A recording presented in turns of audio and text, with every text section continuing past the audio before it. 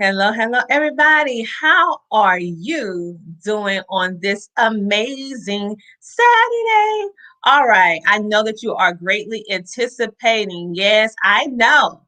The second day of the Homeschooling with Excellence Roundtable event. And let me go ahead and handle some things so that everyone will be able to see this broadcast because we have some individuals that are watching all over the world. I got like a text and it was like, I'm watching it. And so I'm going to let you watch it. I am super excited for the simple fact that our panelists are bringing it, okay? And today we're going to talk about some various things that I'm going to let my panelists go into more. And so this event was made with you in mind. Why? Is because this is the time where many of us are frustrated, we're confused, we're struggling to figure out what are we going to do? Aren't we going to homeschool? And if so, how am I going to do this effectively? So this panel, all of us, we are all active homeschoolers and we have been doing it way before the pandemic have ever thought about being a thing. And so on that note, you guys, let's go ahead and kickstart day 2 of our Homeschooling with Excellence Roundtable event with our 3 amazing speakers that's coming your way. Stay tuned.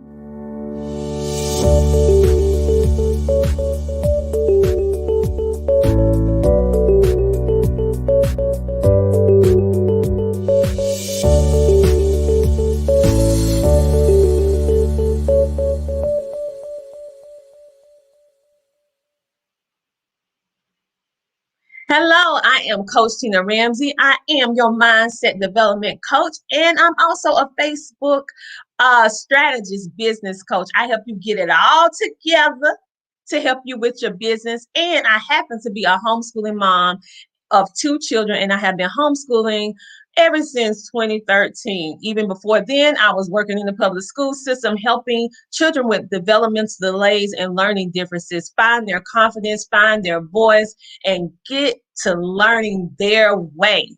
No compromising. I absolutely love what I do, being an advocate for children in the special needs, or I prefer to call it learning difference category. And as always, what we are going to do on today, I'm not just going to start this event any kind of way. We got to start this event to give you some motivation, to give you some confidence, because I don't think you believe. I don't think you do. But guess what?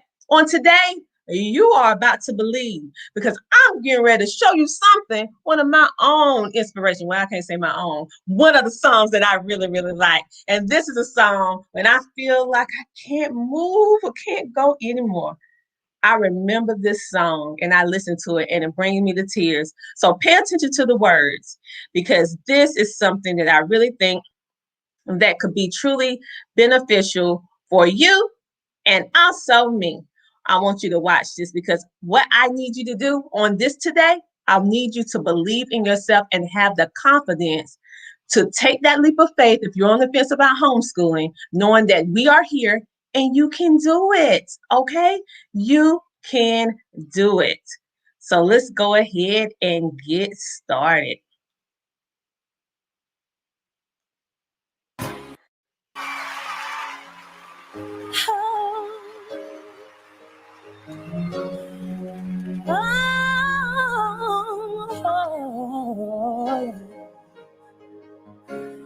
Have you ever reached the rainbow's end?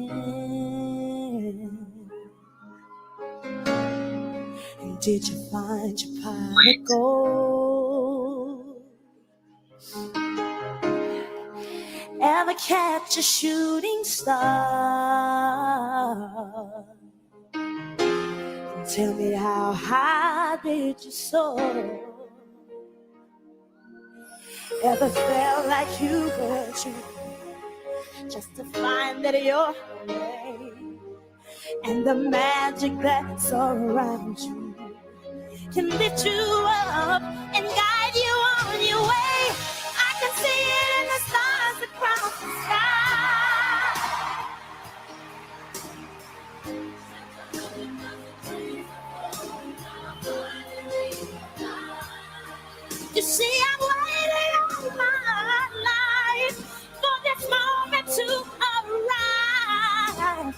finally. Yeah. I believe in the impossible. If I receive within my heart, overcome any obstacles. Let this dream. You see, I strive to be the very best. Shine my light for all to see. 'Cause anything is possible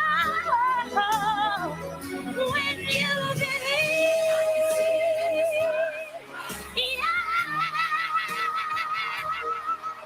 Yeah. Now I finally realize. You see, I've waited all my life for this moment to arrive. Finally,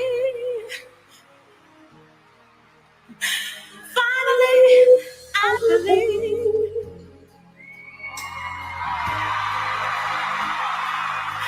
Finally, I believe. Oh, yeah.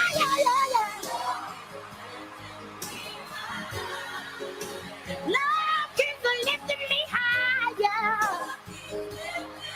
You ought to try it for yourself.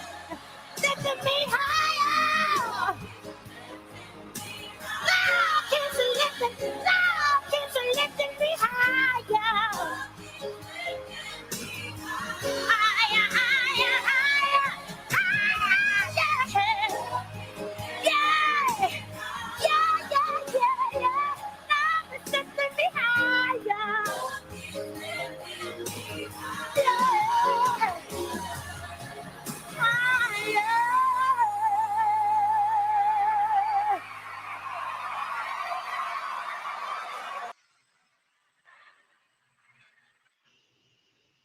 All right, you guys. I'm sorry if you heard me in the background.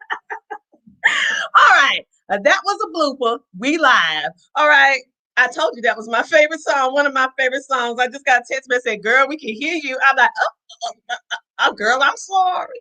Well, I wasn't lying. It's my favorite, one of my favorite songs to give me inspiration. We actually have a comment coming in right now from Miss Gladys. She said, happy Saturday, Coach Tina. Miss Brenda said, you are really smart and will follow you, Brenda Tristan. Thank you, love. And she also said, Fantasia is such a beautiful and gifted singer. I agree with you.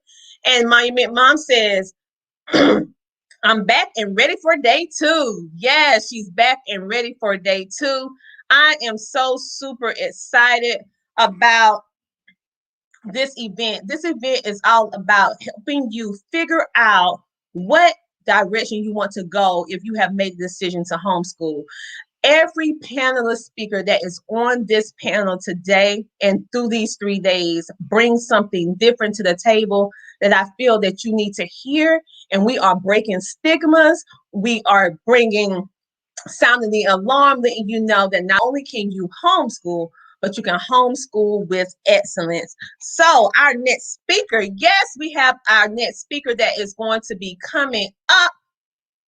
And she is simply amazing. Let me show you this beautiful queen. Yes, this is the beautiful Lacey Taylor. She is the founder and CEO of Rest Assured Counseling, LLC. She is my house resident on mental illness, and she is breaking the stigma. She is also a homeschooling mom, a retired Army veteran.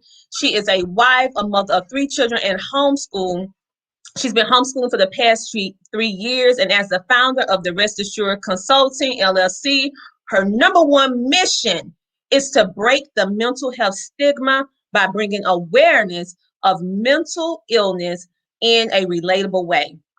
In addition, Lacey provides referrals and therapists, psychiatrists, and psychologists around the country. So without further ado, let's bring on our queen, our little sis. She's going to give it to us and share her homeschooling journey, and also why she is so passionate and why we need to talk about the stigma of mental illness, because all of us have faced it, maybe ourselves or within our families, and we need to stop the stigma today. And how can you successfully homeschool if you're actually dealing with a child or maybe yourself and you're battling mental illness. So with that being said, hello, Lacey. You're mute, hon. Turn on. You're mute. Because we Hello, I'm definitely want to hear what sorry. you have to say. So I'm how are you? sorry. I'm well. I can't complain. How are you? I'm doing great, amazing, especially since you are here because this is a topic that's near and dear to my heart, dealing with homeschooling and also mental illness. So I'm so happy and thankful that you gave us some of your time to share your expertise in homeschooling and especially the mental illness realm, letting us know that even if we're battling with this ourselves or with our children, we can still successfully homeschool. So on that, Yes. my amazing Lacey, take it away. Awesome. Balance, love, and light, everyone. My name is Lacey Taylor. Like Miss Tina said, I'm the founder and CEO of Rest Assured Consulting LLC, and my mission is breaking the mental health stigma. So, what is the mental health stigma?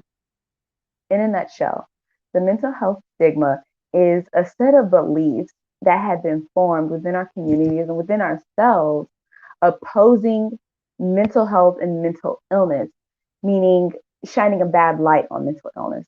When in all actuality, it's okay if you're feeling mentally ill.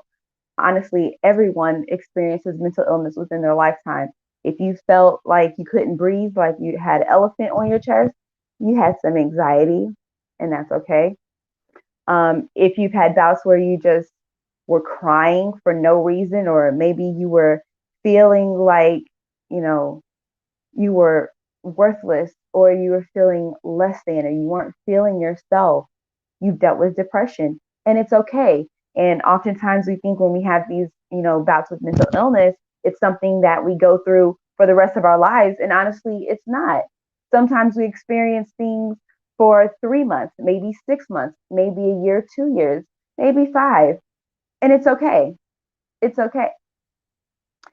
And, I'm so grateful for the internet because without it, we really wouldn't be able to connect all over the world, let alone, to the next city or the next state over.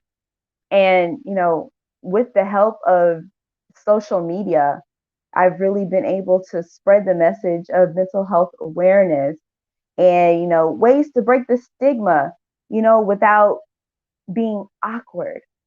you know it could be as simple as asking somebody how are you, or if somebody asks you how are you doing, being honest, saying no, I'm not okay, and this is why I'm not okay. And it's okay. And if they're not trying to hear it, that's when you pick up the phone and you call me, because I'm going to listen to you. And not only am I going to listen to you, but I'm going to help you to find solutions. I'm going to give you the tools that you need to get those solutions. Now, as we know, with this pandemic, we have been forced into homeschool. Homeschool was probably the furthest thing from your mind when this year started. It's probably been the furthest thing from your mind since forever. And now it's a thing and it's your reality, and it's okay. And, there's some of us who have sent our children back to school, and that's okay too. Um, it is what it is. And if you decided to keep your children home and if you wanted to continue homeschooling, that's super great. And if that's you and you're here today, I'm here to inform you about, starting out homeschooling, and to know that, it's not going to be smooth sailing, peaches and cream, but guess what? It's doable. And the first, step to starting our homeschool journey is identifying stress. And so, what is stress? Stress is something that you perceive as threatening or upsetting. Okay. And when we feel threatened or upset, you know, our endorphins start going and our cortisol shoots, and we're just like, ready for whatever. We probably feeling like Debo. We might not look like Debo, but we feel like him when we stressed out, like you feel like he could punch through walls or whatever. And then there's another form of stress. See, when you feel like Debo on the inside, that's called distress. and you don't know which way to turn. And then the other side of stress is called the good stress, and that's called eustress. And the good stress is when, you're about to start a task and you're like, okay, this is new. You got the butterflies in your stomach, but you still continue on and you know you're going to be okay. And that's the good stress to have. Now, the issue lies is when we are consumed by distress. And what I mean when we're consumed by distress is when we let our stress get the best of us. We'll probably say things that we, wouldn't normally say, do things that we wouldn't normally do. And that's what I'm going to help you with, trying to navigate so we can have peace in the home. Because if I know anything, homeschooling your children and not having homeschooled them before, it's very stressful and it can cause a lot of distress, because it's like, okay, yeah, I, signed my kids out, I sent my decree to homeschool. What next? Yeah, you've done all your research before and I'm going to use this curriculum, but it's like, okay, what do we do? And like I said, the first step is to identify the different stresses. So what to do when we have distress? So some ways to cope with distress, the bad stress, is to, one, stop what you're doing, take 5 deep breaths, maybe have some affirmations to say to yourself, like, you got this, you can't let this beat you. And then you can return to what you were doing. So, if math stresses you out and you may not have the funds to outsource, someone teaching your child math, just know that, hey, there's going to be some distress, some bad stress, and I got to learn how to cope with it, because when you're stressed as a parent, that bleeds over into your children, and your children, they can sense it a mile away. You can think you can be hiding it so well, but those babies know if mommy and daddy is stressed, they feel it. So, what better way than to learn how to cope with it? So, like I said, the first way is to step back, take at least 5 deep breaths, in through the nose, hold it, and then out through the mouth slowly. Because you don't want to go, no. What that is, if you can picture somebody fanning the fire, that's all that's doing. But in order to put that fire out, to suffocate it, you got to breathe in through the nose, hold it, and release through the mouth. Try that 5 times. Let that be your first step, okay? And then the next step would be catharsis. And you have to excuse me for looking down. I want to make sure I stay on point because I'm known to ramble. So the second form is catharsis. And catharsis is a safe way to exhibit your stress. So that can be like screaming in a pillow, or maybe punching a pillow. Do not punch a wall. Punch a pillow, maybe. Go outside, start running, or maybe take a long walk. Another form of catharsis is, putting your headphones in and having that high energy beats going and just get your body moving, and get that stress out of there. Because the longer you hold on to it, the longer it's going to eat you up inside. The best way to get it out is to move. You got to move. You can't just sit there and, let it consume you. Because if you do, that breeds into another issue. And let me stay on topic. Okay. And then the last way to deal with eustress is to move on to something else. This is bothering me. Is to move on to something else. If the stepping back for 5 minutes, 5 deep breaths, that wasn't working, if the catharsis wasn't working, move on to something else. And that's okay. You're not giving up. You're not giving up. When you give up, that's when you don't even try. At least you tried. So try it. And if, the deep breaths didn't work, and the catharsis didn't work, and you go back to it. I forgot to tell you, after you try those things, go back to it. And then if doing that didn't work, if the 5 deep breaths, if the catharsis didn't work, move on to something else. You can always try it again. And if you find yourself getting stressed, time after time after time with no resolve, then you may need to find different ways to somehow outsource, that that subject. Okay. And yeah, those are some ways to, manage our anxiety. So like I said, when you have, the stress. So like I said, there's 2 different types of stress. Your good stress, which is eustress, and the bad stress, which is distress. And some ways to cope with distress is, taking deep breaths, 5 deep breaths in through the nose, out through the mouth, releasing slowly. Do that, and then maybe wait 5 minutes and then go back to it. If that doesn't work, maybe try catharsis. Maybe I gotta punch something, punch a pillow, punch your mattress. Do not punch your wall. Do not punch the person next to you. Don't do it. Don't air punch. Don't air swing, because you might hit somebody. So somebody might walk into it. But do some catharsis. Maybe you might want to go outside and run. Put some high energy music on. Move your body. Start dancing. Get everybody. Just stop. Let's dance. Kids probably look at you like, okay, but you're teaching them how to deal with the stress. Don't let the stress, consume you. You kill it, and that's period. And that's one way we deal with stress. And when we have a handle on stress, we can, when we have a better handle on stress, our self-efficacy raises. And what is self-efficacy? Self-efficacy is the way we feel in regards to success and our ability to obtain success. Okay.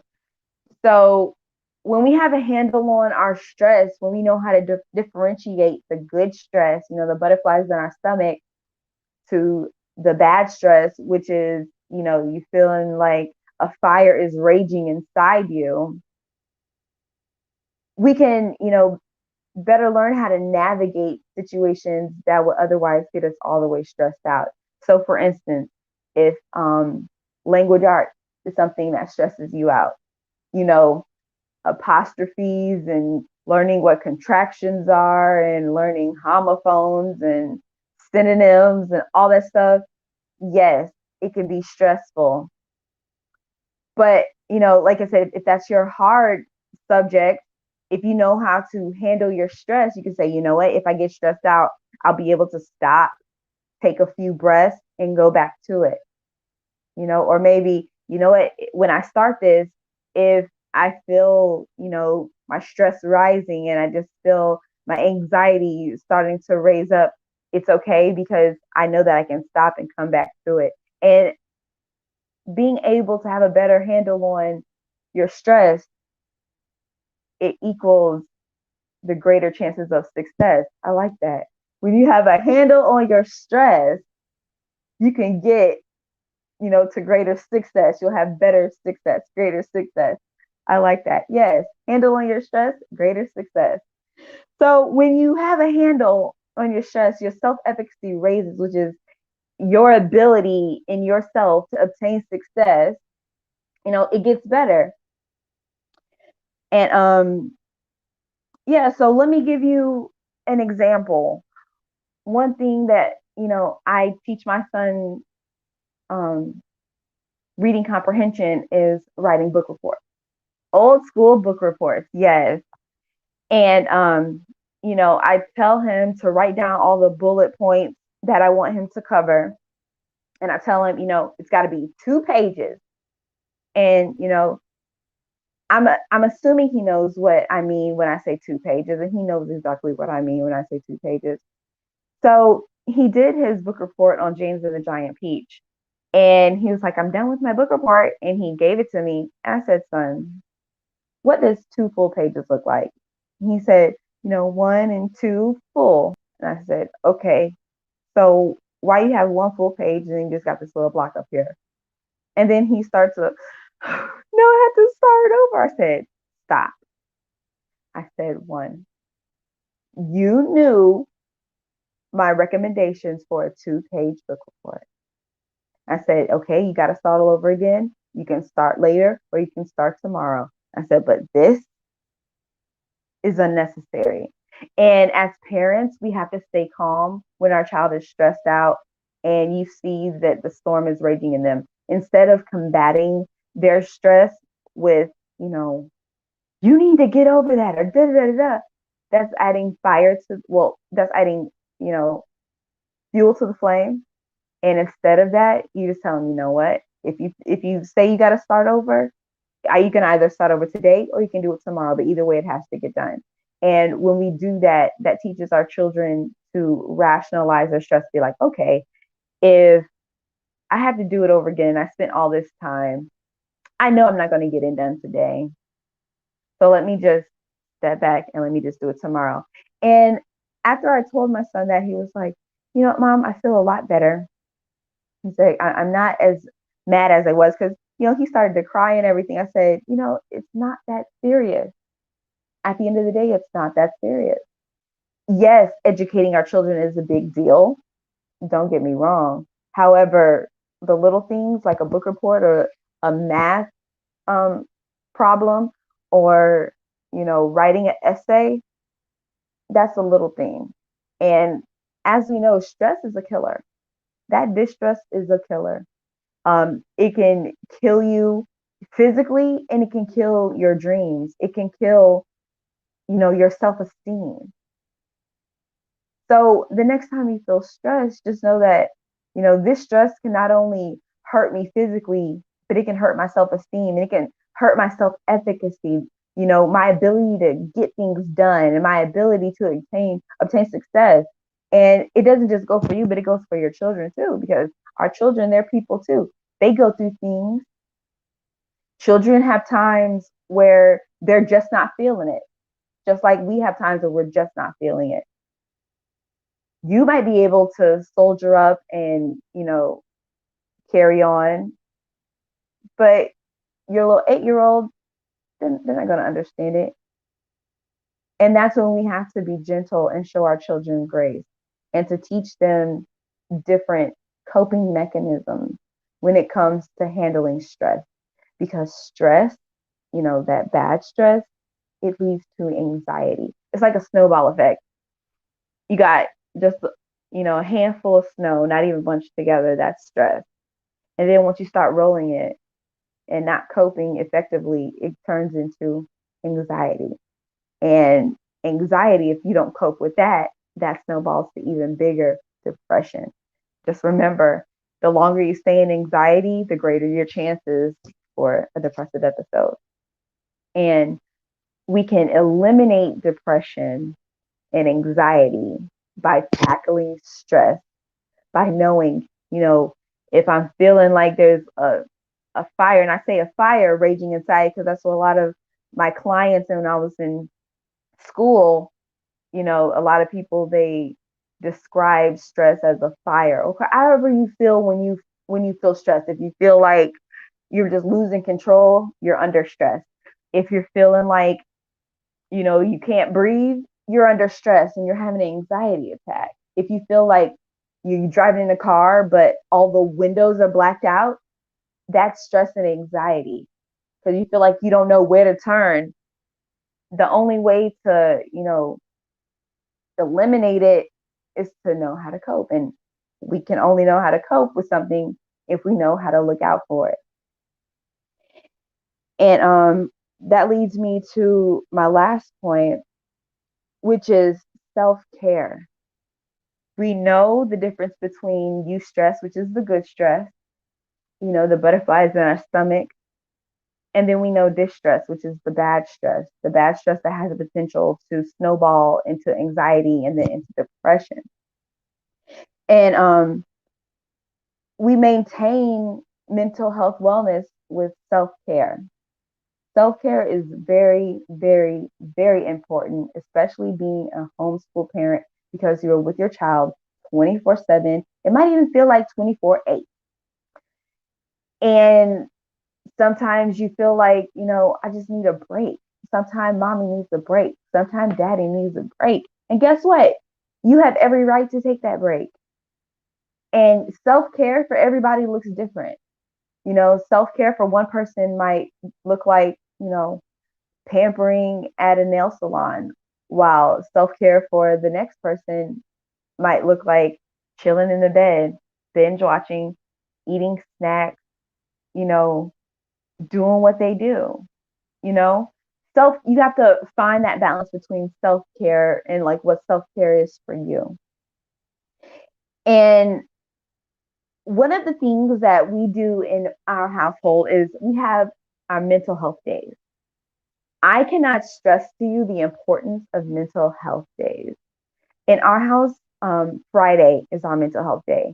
And on Friday, we try our best to avoid work, because my husband and I were both business owners. So we do our best to not schedule anything on Fridays. And for our children, we don't do any lessons on Friday. Friday, we strictly delve into what it is that makes us happy, what it is that boosts our serotonin levels. Because when our serotonin levels are boosted, the chance for depression and anxiety are lowered tremendously. And so on our mental health days, my son, he'll do his origami, or he'll work on his action figures. Right now, he's building action figures. Or he'll, do some of his painting or whatever. For me, self-care on a mental health day looks like sitting in bed watching baking shows on Hulu or different cooking shows on Hulu, and finding new recipes and creating a recipe playlist on YouTube. That's what self-care on a mental health day looks like to me. For my husband, I know self-care for him is being able to be out on his Harley. Okay. Yes. Oh, how long for the day where I can go on there with him. But yeah, he got that V-Rod and I'm ready to ride out. But that's self-care for him. So self-care for everybody looks differently. And also, I want to share with you, creating a mental health plan. So a plan for a day where you just have no fight left and you couldn't do it even if you tried. You got to have a plan for these days, because the last thing we want to do is feel like we're neglecting our children, and feeling like we're not doing what we're supposed to do as a parent, because all that does is add to the issue at hand.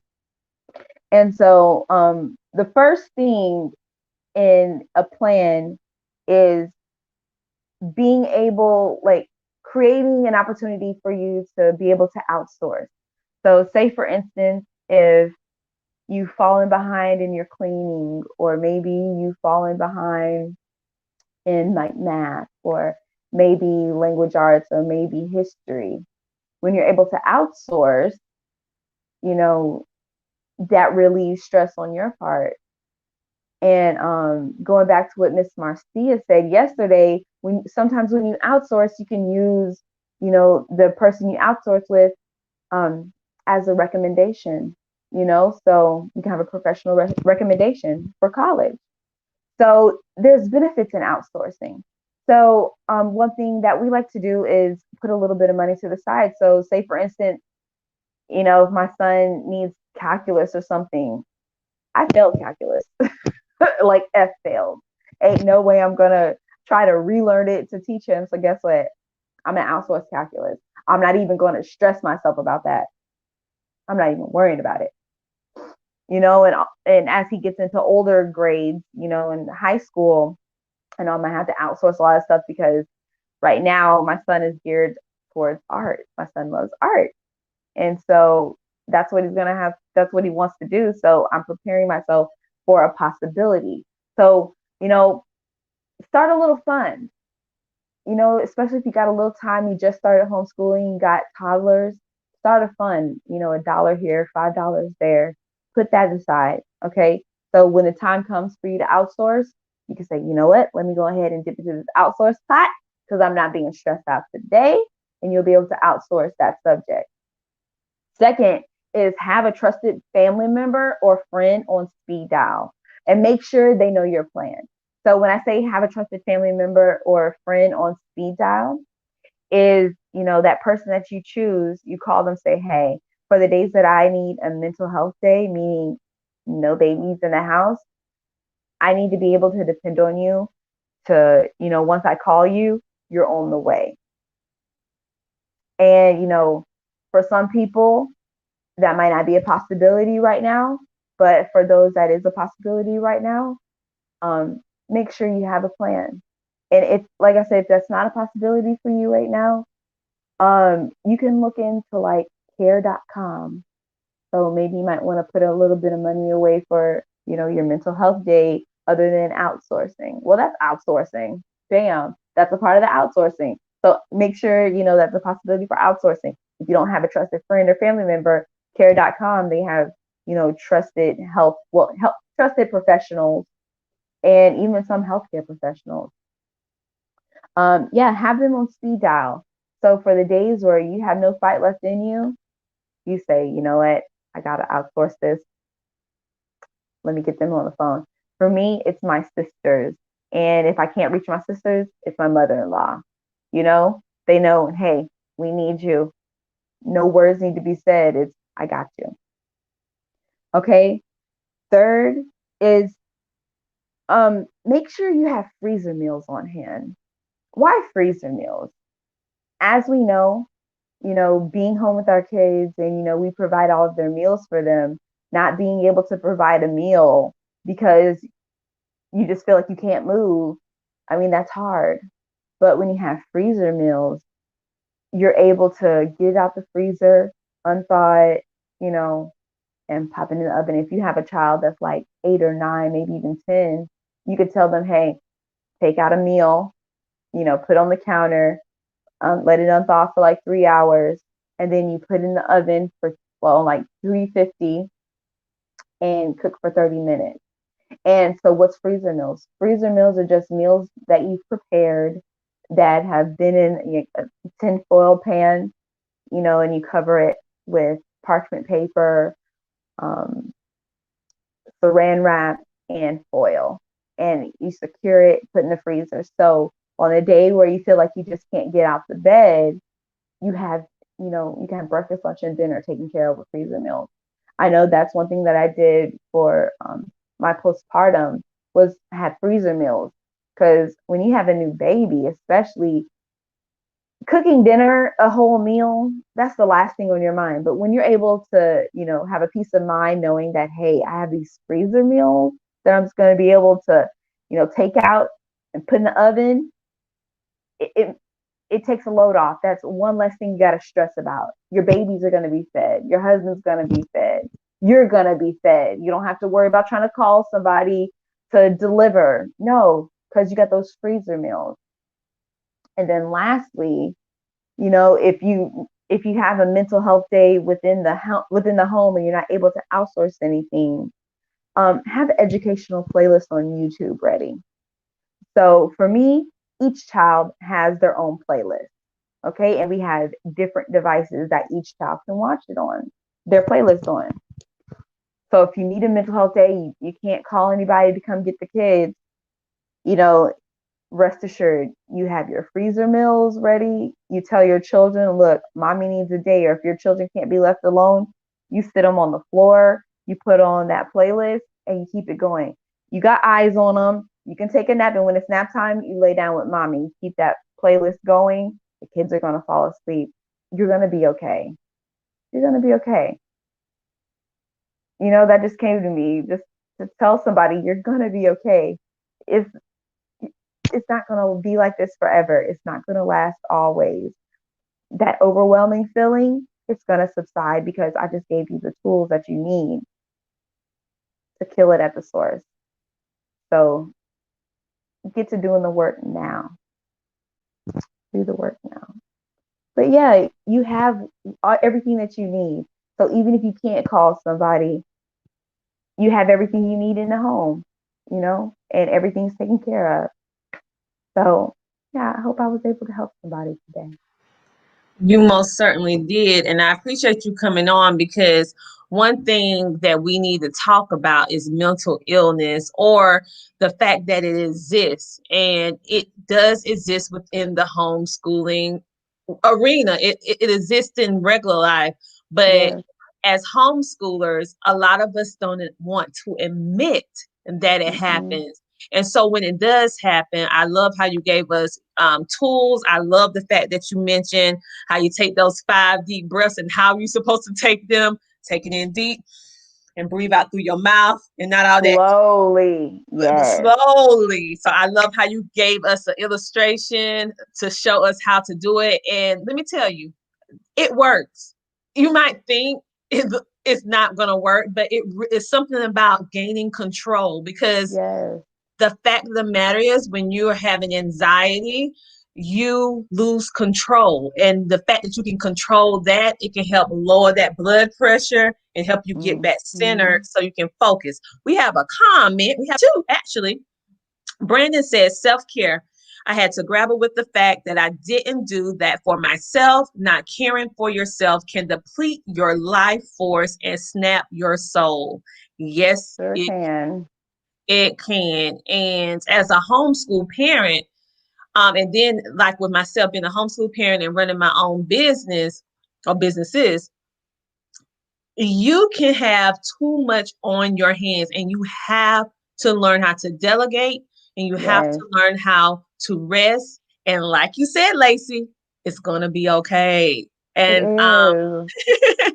we have another comment from Monument Mom. She said, I agree with having some freezer meals. I purchase meals through a subscription, and it becomes a lifesaver. Yes, child. We Yes. said them freezer meals. Listen, she didn't give you anything else today. That is golden, because literally I take a day during the month, whether it's the beginning or the end of the month, and it's just a whole day of cooking. Yes. And I just cook, and pack it away. And let me tell you how it's cost effective for number one, so it helps you save money. You know what's in your food because you prepared it yourself, so you can eat Lowering healthy. that stress. Yes. And number 2, you always have a backup. And like with me, I have teenagers, so I'll be like, okay, go in there and just pop that in the oven. So it's a big help. Um, Also, Lacey, I love how you said to schedule you a mental health day and how important that is. I totally agree with you. You shouldn't wait until you're about to break. It should be Yes. something that goes along with your self-care. Now, that's something I have to work on. I do have it, but I don't do it consistently. And so with listening to you today, I need to schedule it something every week. Just Yes. every week. Just one day a week. Like I said, Mhm. for us, it's Fridays. It could be Monday for you. Like coming into the weekend, people dread Mondays. Guess Yeah. what? Monday can be your mental health day. Monday is the day where you're like, all right, I got to look over my schedule, or I got to look what we got coming up next. Prepare yourself. So come Tuesday, listen, you ready to go. Exactly. And I You're love ready how to you go. said handle. You said when you have, well, I don't want to mess up your saying. When you have a handle on your stress, you can handle your stress. But Oh, anyway, that's I it. love that saying. When you said it, I was trying to scribble it down right quick, and that was a Uh, good saying. when you handle your stress, you have greater success. Yeah, that is when you handle your stress, you have great success. You know what? That needs to be a Yes. t-shirt. Listen, I need to go ahead and copyright Girl, that. go ahead and copyright that. Y'all heard it first. Lacey came with it first, right here on our Homeschool with Excellence event. That is a girl. You need to coin that. I like that. Yes, I will definitely look into Yes, that. But it's so true because if there's one thing you can't control, you can control your stress and you can control it from snowballing into depression. You can. You might yes. not think that you can right now, and you might think that overcoming stress is, something you can't do. You can do it. Yes, you can. And I like the way that you brought out about the difference, helping us to understand the difference between bad stress and good stress, and how it's the different phases. Like it'll start with you being stressed, and then it can lead to anxiety. And then if you don't manage that stress, it can snowball into depression. And from depression, if you don't handle it, it can really go into manic stuff. And Yes. so it's so important that we address it and admit that there is a problem and not feel like it's a weakness. It's actually a strength when you identify what's going on and then you do things to manage it. I know with me, I have to really watch my stress. I have to watch my stress levels because when I have too much stress, I start getting anxious. I start having panic attacks. And I notice when I manage my stress, I'm way better. So I know how it feels once I'm going up those levels. And once it's starting to get to that red zone, and I'm like, oh, I need to pull back. And so, listen, manage your stress. If you feel that you're getting overstressed, it's time for you to dial it back some and gain control, because if you don't, it will go over and it will snowball. And once it gets to a certain point, sometimes you cannot manage it yourself. You need a qualified person to help you get it back under control. Yes. So and that's totally okay. It's okay to seek help.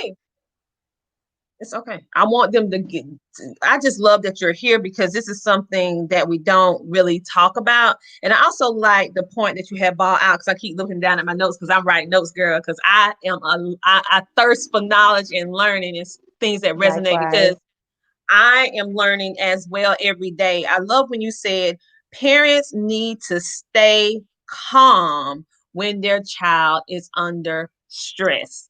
Yes. So the fact of the matter is that when we're homeschooling, it's not going to always be stressless. It can be very stressful. And we as parents can escalate the situation when we give an assignment and it's not to its full potential, or it's not the way we anticipated. And we know they know what we want, and they come back with something that's not right. And we be like, now you know. Yes. And so the thing is that I love how you said the way that we respond can either de-escalate or escalate the situation. So parents, including myself, we need to think about how we respond to things in general, and especially within the homeschool arena. And I love how you said delegate, which was going along with the individuals from yesterday. How we need to definitely we need to delegate on certain things, and it's nothing wrong with us delegating. And so, I forgot this last part in case they missed it. You said, someone said, "Peace, sisters." Hi. And then another person said, "Yes, I'm so allergic to BS." Oh, maybe I shouldn't have said that out loud. Listen, I have an allergy too. Okay. This right here is PG. This PG. This PG. Now, people, love you, but keep it PG. Maybe I should have read it. Excuse me. I read that too fast. Maybe I need to look through these comments before I click next time. But anyway.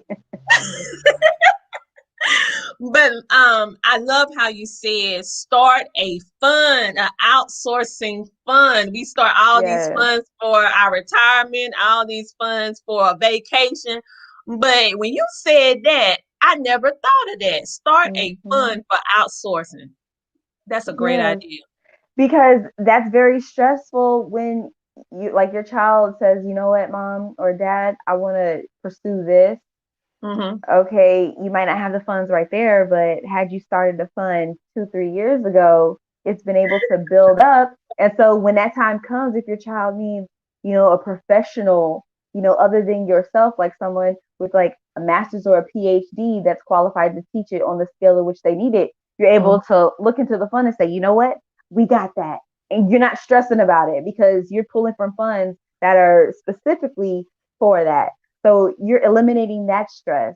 Like stress is that it will kill you physically, and it will kill your self-esteem and your self-efficacy. Nobody wants to feel defeated. So don't let don't let it ride. I mean, you can let it ride for a little bit, but as soon as it tries to start to drive, that's when you got to kick it out. Exactly. And another point that you actually brought out that I love too is having a mental health plan. Just like you have a healthcare plan, but if you don't have one, whatever you desire to have, because we ain't even gonna get on that, all that healthcare stuff. But anyway,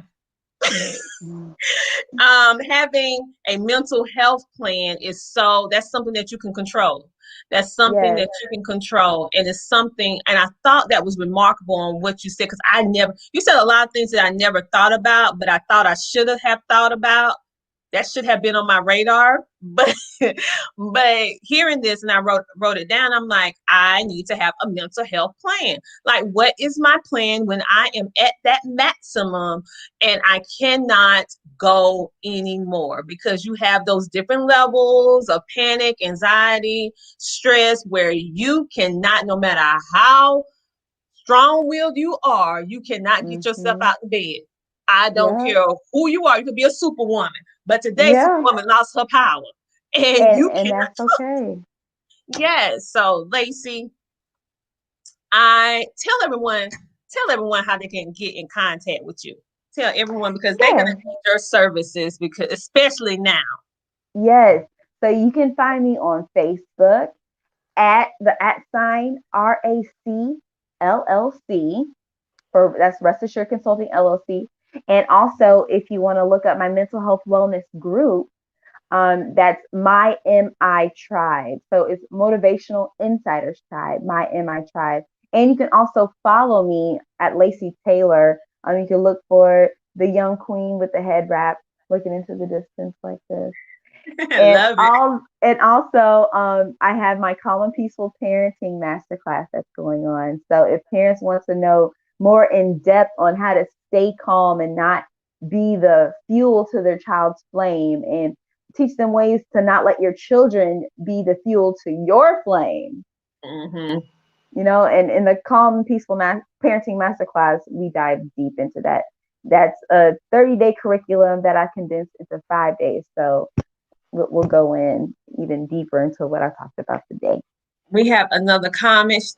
Love says, mental health plan is a good idea, and sometimes it can be hormonal, at least for me. That can take me over the edge. Yes, hormones is something else, sis. Oh, yes. And that's okay. That's nothing to be ashamed of. Mm-hmm. And as long as you have a plan, if you have a sister, cousin, auntie, best friend, trusted neighbor, say, hey, I need you to come get the kids, because sometimes we just need to be by ourselves to recenter. And that's okay. Because as a parent, we're stretched thin. And especially as mommy, you're stretched thin. And sometimes, we can be like Elastigirl, from The Incredibles, but we need a plan to bring ourselves back together. But sometimes we just can't let go of what it is and snap back. Sometimes we're all over the place, and we got to be able to recenter ourselves. And that's why it's imperative that we have a mental health plan for the day that you can't get out the bed. Have somebody on speed dial. Can't have that. At least you have freezer meals. You have an educational playlist, and your kids are okay. Because when your kids are okay, that takes away so much stress. And when you're having a day, the last thing you need is to be worrying if my kids are okay. And that's why we got to always have a plan in place. And that you are absolutely correct. And this one last question or statement that you made, I thought was very, very profound, in the fact that if it's simple, but yet it's profound in the same nature, because it makes you think. And you said this question, it was either a question or a statement. You said, what is it that makes you happy? And you was talking about that in regards to having your mental health day, or in my case, I'm going to have a mental health plan, honey, starting today. But yeah, what is it that make you happy? And I love how you share what your family do on Friday. And so mine would be a Monday. Mine would be a Monday, not a Friday. My kids, Friday. They love Fridays. Me, I prefer Mondays, because usually I have a hectic weekend and I like to just ease on into the week. Yes. So, Lacey, thank you so much for coming on today. And you guys, all her information, all her links are in the description of this video. If you are an individual that is going through mental health illness, and it's nothing that you should be ashamed about, let's just keep it real. The entire nation, including me, all of us are going through something right now. And if you are not going through something, tell me your secret. I need to know, because Right. because everybody going through something. And so the fact of the matter is, not only is Lacey homeschooling, she's homeschooling very well, and she is tackling the stigma and bringing awareness to mental illness. And she also provides services for you if you need these services. And this is a time, and I know that sometimes when we're talking about mental illness or talking about depression or panic or anxiety, we kind of shy away. So if you don't want to comment on the video, that's fine. You can click the link. It's anonymous. No one will know if you click the link. I won't even know if you click the link. You'll be directed right to Lacey, and she'll be able to give you the help that you need and be able to have that. I call you like a sounding board. Basically, they sound out, let you know what's going on, and you become a calm resting place for them. Yes. And if I can't help, like say for instance, you have a disorder that, exceeds my educational background, I have therapists and I have psychiatrists and psychologists that I'll be able to refer you to at a discounted rate. So my psychologist and my psychiatrist, they know if it's coming from Rest Assured Consulting, we got you at a different rate. And also with my services that I provide you, it's like I'm a life strategist on steroids. Because the average life coach, they don't have a background in psychology. I have degrees in psychology, so I'm better able to see what it is that you're dealing with, give you the resources that you need and show you, as opposed to like telling you, well, you got to stop doing this. I'm going to show you how to do it, because there's one thing that I can't stand, and that's also part of, my background in the Army. Just don't tell me what I got to do, show me. And that's how you're an effective leader. And as a parent, you're the leader of your household, you're the leader of your children. And you can't lead if you just tell what to do. You got to know how to show. So let me show you. If you're struggling, you don't have to struggle anymore. Coach Tina, she'll get squared away with your strategizing your homeschool. Let me help you with your mental health wellness and help your children. Yeah, I appreciate that. And we all need help, especially during this time. That's why I thought that I knew it was so important to have you here, because my whole platform is having these untraditional topics, conversations, healthy conversations that need to be addressed, like mental illness, and also connecting individuals together that need a service or a resource, and letting you know that you're not alone. And if you are battling with this, you're not crazy. It's just something that you're going through. It's just simple chemical imbalance.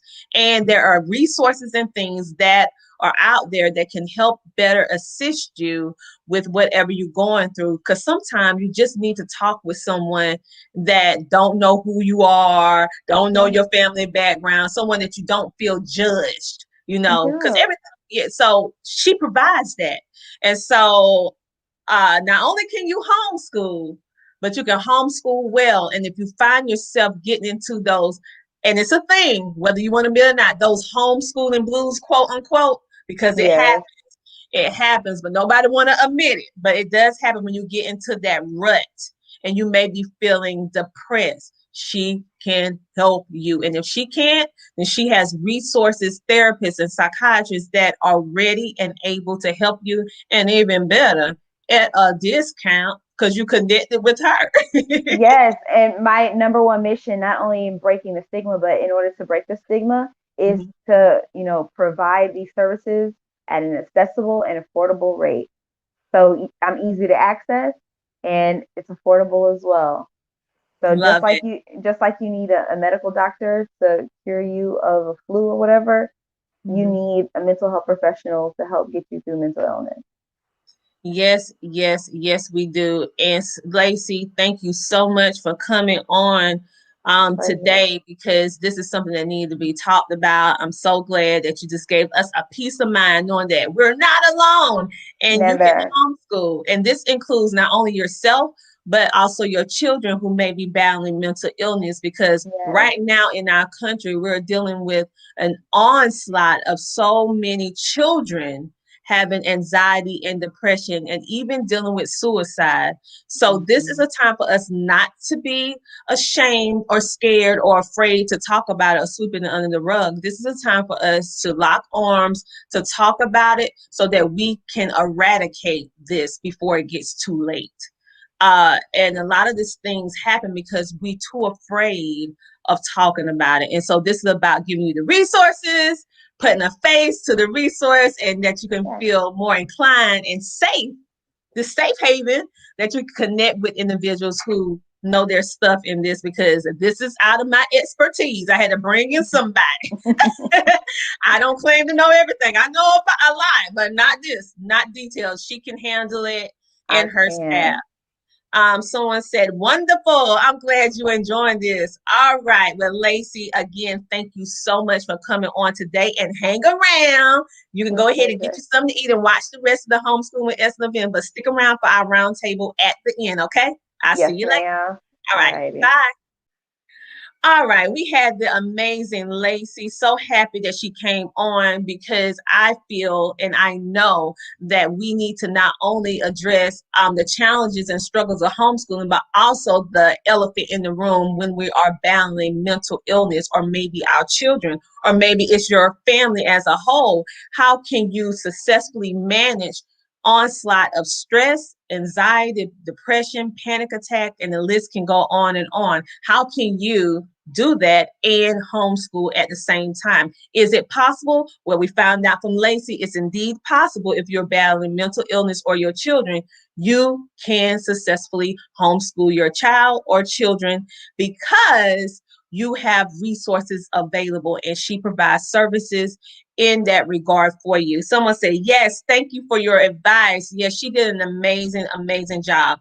So what we are going to do right now, because we have some amazing sponsors that actually did some things. So we're going to have some video sponsors to actually show you and share with you what they are doing. So I am super excited for, well, first I'm going to do a little announcement for myself. I'm so excited to be collaborating with these amazing queens, these amazing ladies on the Queen Experience Edition 2.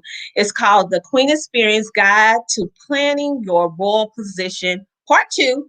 And the theme of the entire ebook is Snatch Your Confidence Back. So what are we talking about? We're talking about how you, as individuals and business owners, we share our story, we share our heart, we pour into you, letting you know how it was when we lost our confidence and what we had to do in order to snatch it back, honey. And I know I have some men watching too. So kings watching, you can snatch yours back too, and you can benefit. And right now it's on pre-order for only 99 cents.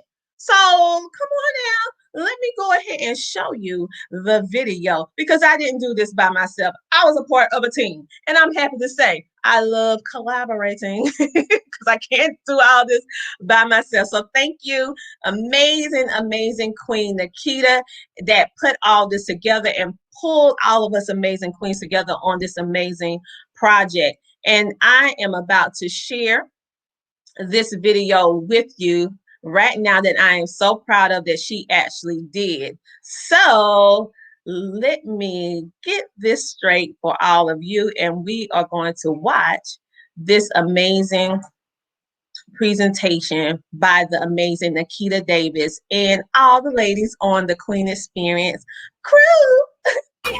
Trials come to make you strong. They will never last for long. So it's gonna be alright. It's gonna be alright. Yeah. Look, you're gonna be alright, little one. Hold tight, get it done. Weapons will fall, but nothing will become of them. Made in the image of his greatness. So I take a liking to his likeness. God's amazing. Already equipped for any scattered showers. Out the holy water cup is overflowing. Holy Spirit down, we keep in order. So when it come against counted jaw on the decline. Holy way is up, eagle sword. You'll be just fine. It's gonna be okay. Yeah. Just hang on in there. Trials come to make you strong. They won't always last for long. It's gonna be alright, yeah.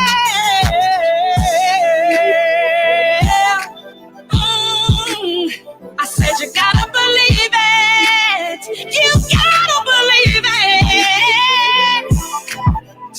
Joy's gonna come in the morning. You just gotta keep your head to the sky. Keep your head to the sky.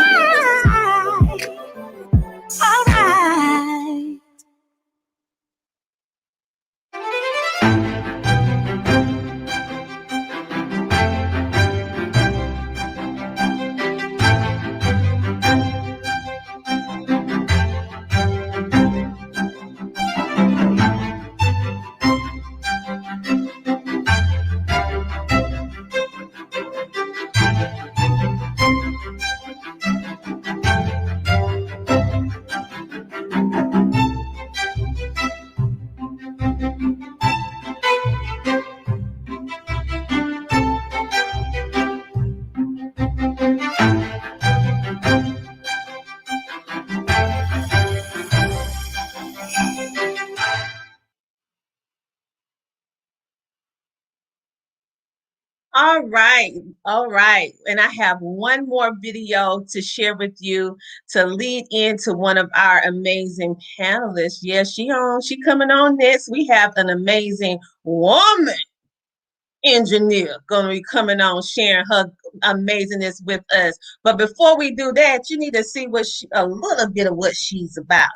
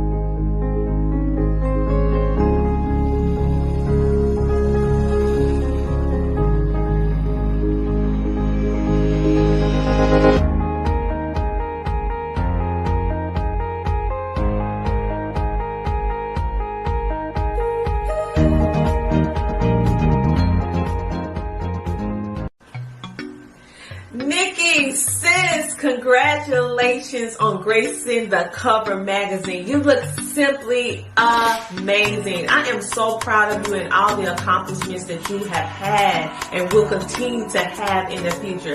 Like being one of the best celebrity interviewers on the red carpet, being an Oprah Winfrey ambassador, also being an advocate and spreading awareness and educating on kidney disease, and might I add, your amazing podcast and TV show. Since the list goes on and on, I can just speak your praises so much because of what you're doing, not only for yourself, but for the community as well. So, if you want to know why I'm saying all these things, because it's so much more, you need to get the cover magazine today, and you'll understand why you gonna fall in love with my girl, my queen, my sis. Yes, the amazing Nikki Rich. So keep on going. You are a trailblazer. We love you. You're motivating us. You're inspiring us to do the same, and we love it. So congratulations again, sis, on being the feature on the cover. Bye.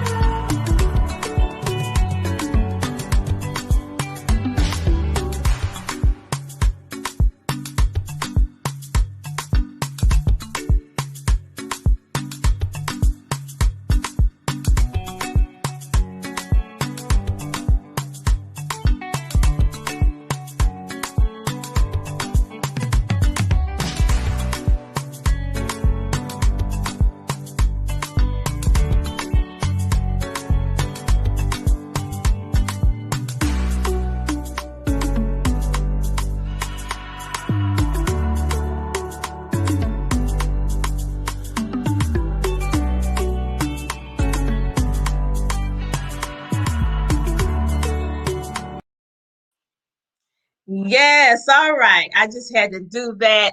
Amazing, showing you some amazing business owners that are gracing the United States of America. We had the amazing photographer for multifarious photography. In case y'all didn't know, I don't know how you don't know. That's my boo. That's my husband. Yeah, he did that. And also Nikki Rich, she's amazing. If you don't know who she is, look her up. She's doing some amazing things in the community. And we also have the amazing Kimla Brunton, who is the CEO of Buttercon magazine. And along with that, we have Anir Eccles, which is the CEO and founder, making dreams come true at Dreamlands Production with the Cover magazine. And lastly, but surely not least, is our girl, our feature honorary speaker that's going to be coming before you in a moment, Miss Lanita Preston. She is not only a homeschooling mother, she's an author, and she has an amazing book on Amazon called Homeschooling and Working While Shaping Amazing Learners. And she has 4 children. I'm going to go a little bit deeper. The cool thing is you can pick up Lanita's book from Amazon, and you can also pick up our pre-sale on our ebook, The Queen Experience, right now today, because you need how to know how to homeschool and work. She's also an engineer and a wife and a mom, and she has 25 years of experience. She has coaching and courses on homeschooling. She has college customization for homeschoolers and adults that are returning to school, and career reimagination. And she has products and different services that can support you on your homeschooling journey. She has successfully homeschooled her children to complete college by the age of 17. In addition, she is also a best-selling author of young adult fiction books. She also writes for several small business publications focused on women in business while parenting. You can find all of her books and her fiction books on www.empoweredsteps.com. That's empoweredsteps.com. And so, without further ado, we have a comment. Somebody said, "Woo, wow, that's fantastic." I know it's fantastic, but you know what? I already talked enough. It's time to go ahead and bring on in this heavyweight. Let her just pour all into you. So let me bring on my girl. Hey, Lanita. How are you, Queen? How you doing? I'm doing great. Can't complain. I live in Hawaii. Yeah, listen. You know you can't complain if you over there in Hawaii. I don't even want to complain. Well, I tell you what, after this corona get over with, right, your girl gonna come down there and I'm giving you a come like, hey, aloha. Can you come meet me and tell me where I need to eat? Can you tell me where I need to eat at, girl? Let me stop. But without further ado, I'm so excited, so ecstatic to have you here, because you are a busy lady. And the fact of the matter is, you coming in, sharing of your time with us, sharing all your expertise on homeschooling and how you have successfully not only homeschool your children from high school, but they in college, and they are doing it dual education, all kind of just amazing things that's going on with your homeschool and accomplishment. So I am getting ready to get up out the way and let you go ahead and share how you was able to do all of this. And please don't forget to share with individuals about how they can get your amazing nonfiction books and services as well. So take it away. Hello, everybody. So let me tell you, Tina told you a lot about me already. But I wanted to add the exciting part of why I started to homeschool in the first place.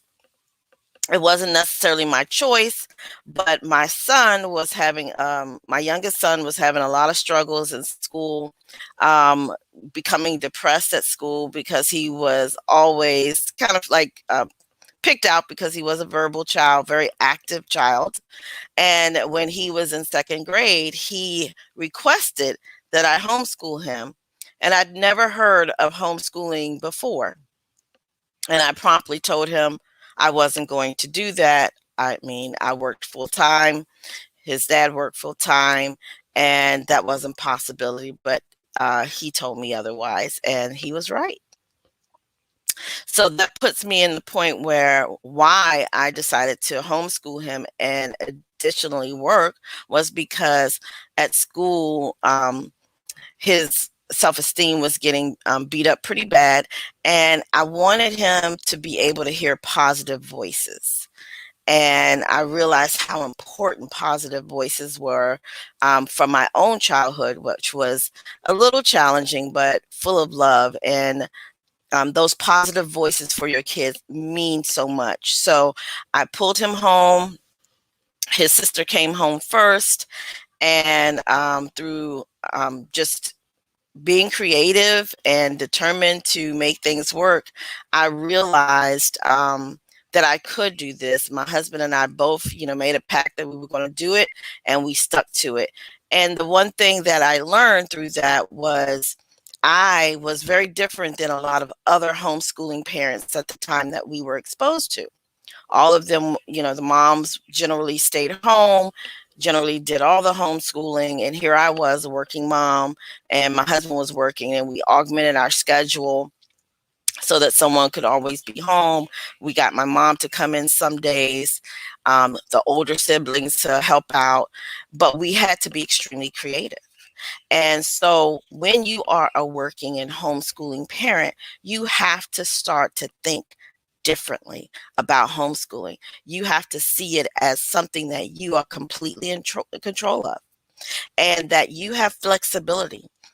And it's a little different than if you are homeschooling your child and still have them in the public school system, because you are still adhering to someone else's rules. So I wanted to be able to completely control the rules for my kids. And in doing so, that meant I took on homeschooling them from the state and didn't depend on any of the state funded benefits, and just attacked it. Focusing on several things. But my first and foremost rule is owning my own flexibility. And that's what we're going to focus on today. But I'm going to also talk about some things that you may have found from the previous speaker on depression and management of emotions and things like that, because that is something that is a little different nowadays in homeschooling that we had to deal with originally. Even homeschoolers are now having a lot of the oppressive feelings of not being able to socialize and be out around other people and take their kids out. So we're going to talk about that. I want to end that with my session today. But the first thing is we're going to talk about owning your flexibility. I'm even going to talk about childcare, okay, and how you're going to make sure that you have childcare and you're working as a parent, and how to create an independent learner so that you don't have to feel as though you have to browbeat your kid on every single subject in their learning journey. And then, of course, we're going to talk about some of the other radical things I've done as a homeschooling mom. Okay, so owning your flexibility. Okay, some things that we want to talk about with doing that is your mindset change. Know that you are now the one that decides how you want to homeschool your child. And it doesn't have to be the same way all the time. You can approach it so many different ways. Knowing that learning is not always from a book, that learning is not always from a video, that learning is not always from a teacher. And those are things that when we have our kids in traditional school, that we forget. That we think that we send them to school and they learn everything there, but they learn so much more from us at home than they do just by picking up a book. Now, books are important, as well as videos, and instruction is important, but it's not all the ways that we have to learn. And when you are owning your flexibility and learning, you take the time to realize that there are really so many ways to learn things. But as a parent educator, you need to know how to quantify all the learning your child is doing, where you didn't have to do that before. So if you had your kid in regular school, you know that they're already quantified for math, reading, writing, arithmetic, everything else. You didn't consider the fact that when you took them out of school and you guys went on a family vacation to see historical sites, that you were also feeding into that education. Well, now as a homeschooling parent that is owning their flexibility, this is what you need to start to think. You need to open your mind and think of all the different ways that you are contributing to learning outside of a book, outside of an instructor, outside of a video. Okay? And then you want to focus. Now, for me, I'm not saying you have to, but for the journey that I wanted my children to go on, which was finishing college, or starting a trade career, or even going into the military at a higher rank, any of those choices, I wanted them to have a firm grasp on the 3 R's: reading, writing, arithmetic. And for those subjects, I tended to stick pretty traditional in some ways, but I made sure that they understood the core facts of math up to 8th grade, backwards and forwards. That meant if you asked them, multiplication problem, they could do quick recall. If you asked them to read something, they could speed read it and get it. So those were, for me, the core main building blocks. Everything else was kind of whatever they wanted to do and how they wanted to experience that learning. But that was my own decision. What you do in your homeschool is your decision, remember, because you're owning your flexibility for homeschooling and working. Okay? So the other thing is, and this is a big deal, I want you guys to hold on, write this down, put it on your wall, put it everywhere. Don't take it personal. I'm going to say that again. Don't take it personal. I think as homeschooling parents and as parents, we take everything so personal. But like I tell my kids, and I'll tell anyone, I am human. Number one, I make mistakes. Kids didn't come with individual instructions. What I did for one kid won't work for the next all the time. But I can't take it personal, because taking it personal means that I'm defeating the purpose, that I'm not improving, that I'm not approaching the challenge differently. If my kid is in a mood and they are not in a mood to do work, you know what? We as parents sometimes forget that sometimes we're not in the mood. So why do we expect our kids to be in the mood? So don't take it personal. And that means when you're not taking it personal, you're not getting all spun out, your feelings are not all, and then you're not escalating the situation.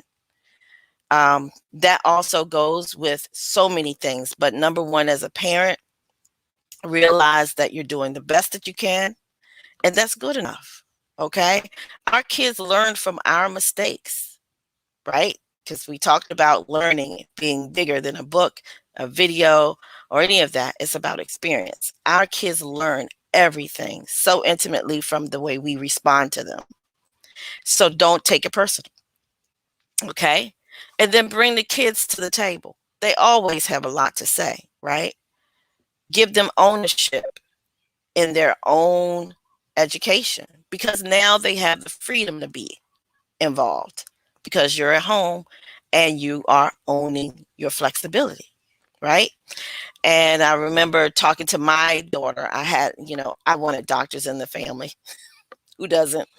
But my youngest daughter had always been an avid gamer, an artsy person, always drawing all the time and writing stories. And she had a very good knack for programming. And I remember sitting her down at 13 and saying, okay, well, what are we going to do? Every year we would start off with a vision board. And then we would change the vision board to more what I considered something that was more personal, that you see every day, that's in your notebook. more like empowered steps. And that's what I actually have a book named Empowered Steps. And that's how I came up with the idea, because that's what I started doing for each of my kids. And it was something I'd done for myself and didn't even realize it, but it was what they wanted to accomplish overall within that year. And they were so free to change that, because it's okay to do several things, right? I'm an engineer, I'm a author, I'm a mom. I've also done so many other things. I've been a travel agent, and right now I'm even on a trade team. So I love being able to experience different things, because that's what life is about, right? And we want them to be able to have a voice in doing that.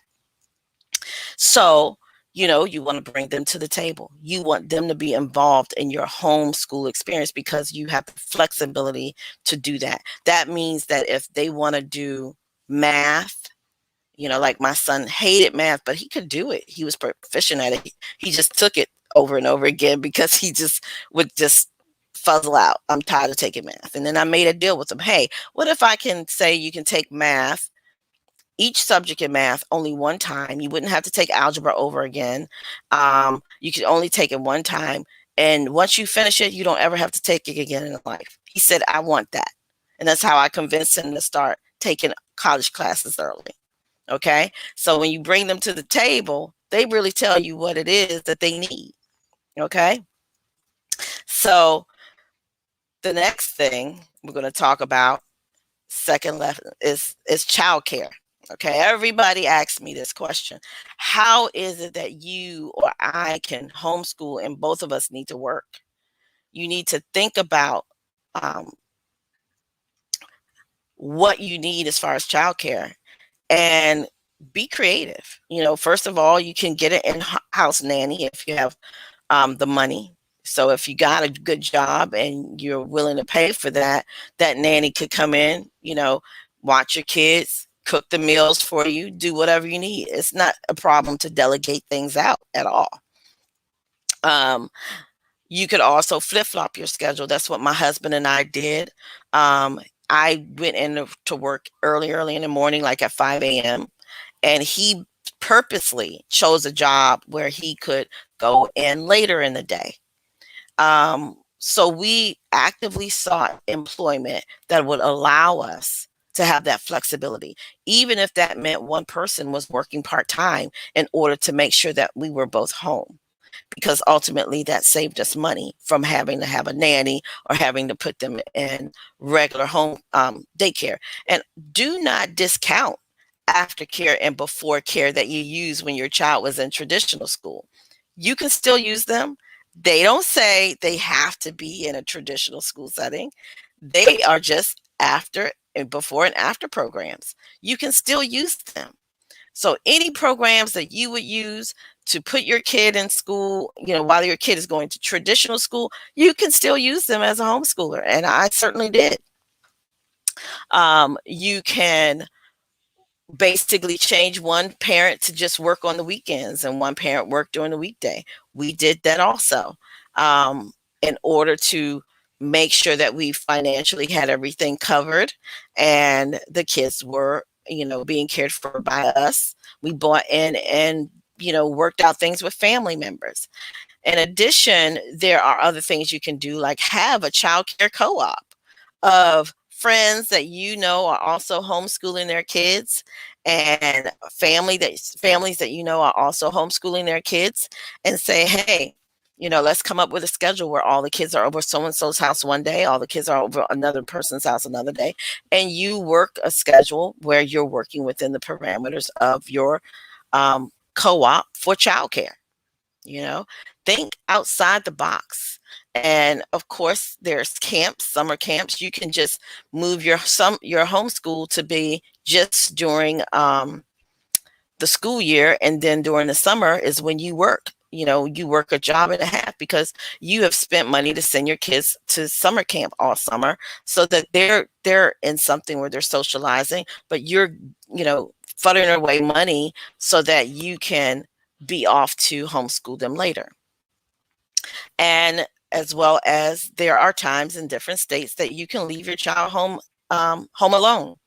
Install a camera system, come up with rules of the house of how, fire safety, stranger safety, and take a job that's only a block or so from, home, where you can just drop in at home whenever you want during different times of the day. Or if you have a job that you can have your phone, you can look on your phone, you can Zoom call with your child, or you can also check the house and the security system through your phone. Be creative and come up with different ways that you can maintain homeschooling or working.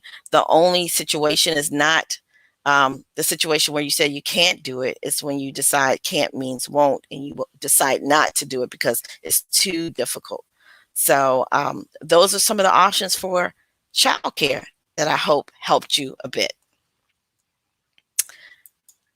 Let's see here. Third lesson, let's say creating that independent learner. Okay, that independent learner. This is very important for a parent who is homeschooling and working. I did not have time to sit there and go through curriculum with my child. I needed to still play the role as the tutor, the backup educator. And in order to do that, I needed to find curriculums that taught my children for me. And I did that in an eclectic manner. I also did that in a traditional manner of finding a complete program. And every year we would ask the kids what they wanted to continue on with. And that was kind of like the core curriculum, which was video-based education or live courses. But funny enough, my kids didn't like the live courses because they wanted to be able to sleep when they wanted to sleep and, do work when they wanted to be able to, who wouldn't want to. So it depended on a lot of things. So what we did first, when we first brought our children home, in order to make sure that you can create and cultivate an independent learner, realize that this doesn't happen overnight.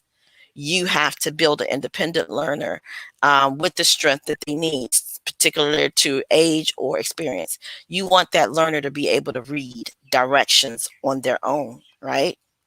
Or decipher directions on their own. So do some, when you first bring your child home, do some testing to see where they are. What are their educational gaps? Okay. Spend the first 6 months to a year, however long it takes, to build up on their educational gaps in reading, writing, and math. Because you are homeschooling them, you have the flexibility to strengthen those areas and then make all the other stuff up the next year. You can double dip on history if you're doing history experiencing or history by field trips or history by reading or history by videos, whatever. You can double dip on those. But the hard part for most kids when they first come home from school is realizing that they have huge educational gaps that were easily hidden while they were in traditional school and mom and dad didn't know what they were doing in school all day. And the teachers at traditional school didn't have time to sit there and fill in those gaps for them. So it's so important to test your kid, figure out what their educational gaps are, fill in those gaps so that they can add properly, so that they can read properly, so that they can, comprehend what they're reading in order for them to have all the tools that they need to really take off as an independent learner. Once you know what their learning style is, and there are learning style tests that you can take on my website. If you take one of the classes, empoweredsteps.com, and also in my book are mentioned, you want to learn your child's learning style. That is so important. Even though your child's core learning style may be a visual learner, it doesn't mean that they can't learn in other ways. It just means that you want to make sure that you overlayer any topic with that part of their learning style that they just are more easily, open to learning. So if your child is a audio learner and they don't mind, they need to hear it first, they need it broken down for them in words first, then you know that. And that's something that parents, we don't do when we send our kids to school. We're assuming that whatever way that they're teaching them at school is the best way for them. But when you are homeschooling, owning your flexibility, you now have the chance to build a curriculum around what will give your child the most success. And knowing their learning style is one. Understanding and knowing what their learning gaps are and filling in those gaps, taking the time to fill in those gaps before you start having expectations on them about what they should finish. And this is the one benefit with homeschooling your child and owning the learning and the growth and the transcript creation yourself, rather than relying on a public school system or a private school system to do this for you. Also, knowing your child's personality types. I know a lot of people say, well, personality doesn't mean anything. It means a lot. If you know your child's personality is the type that they have to talk about everything.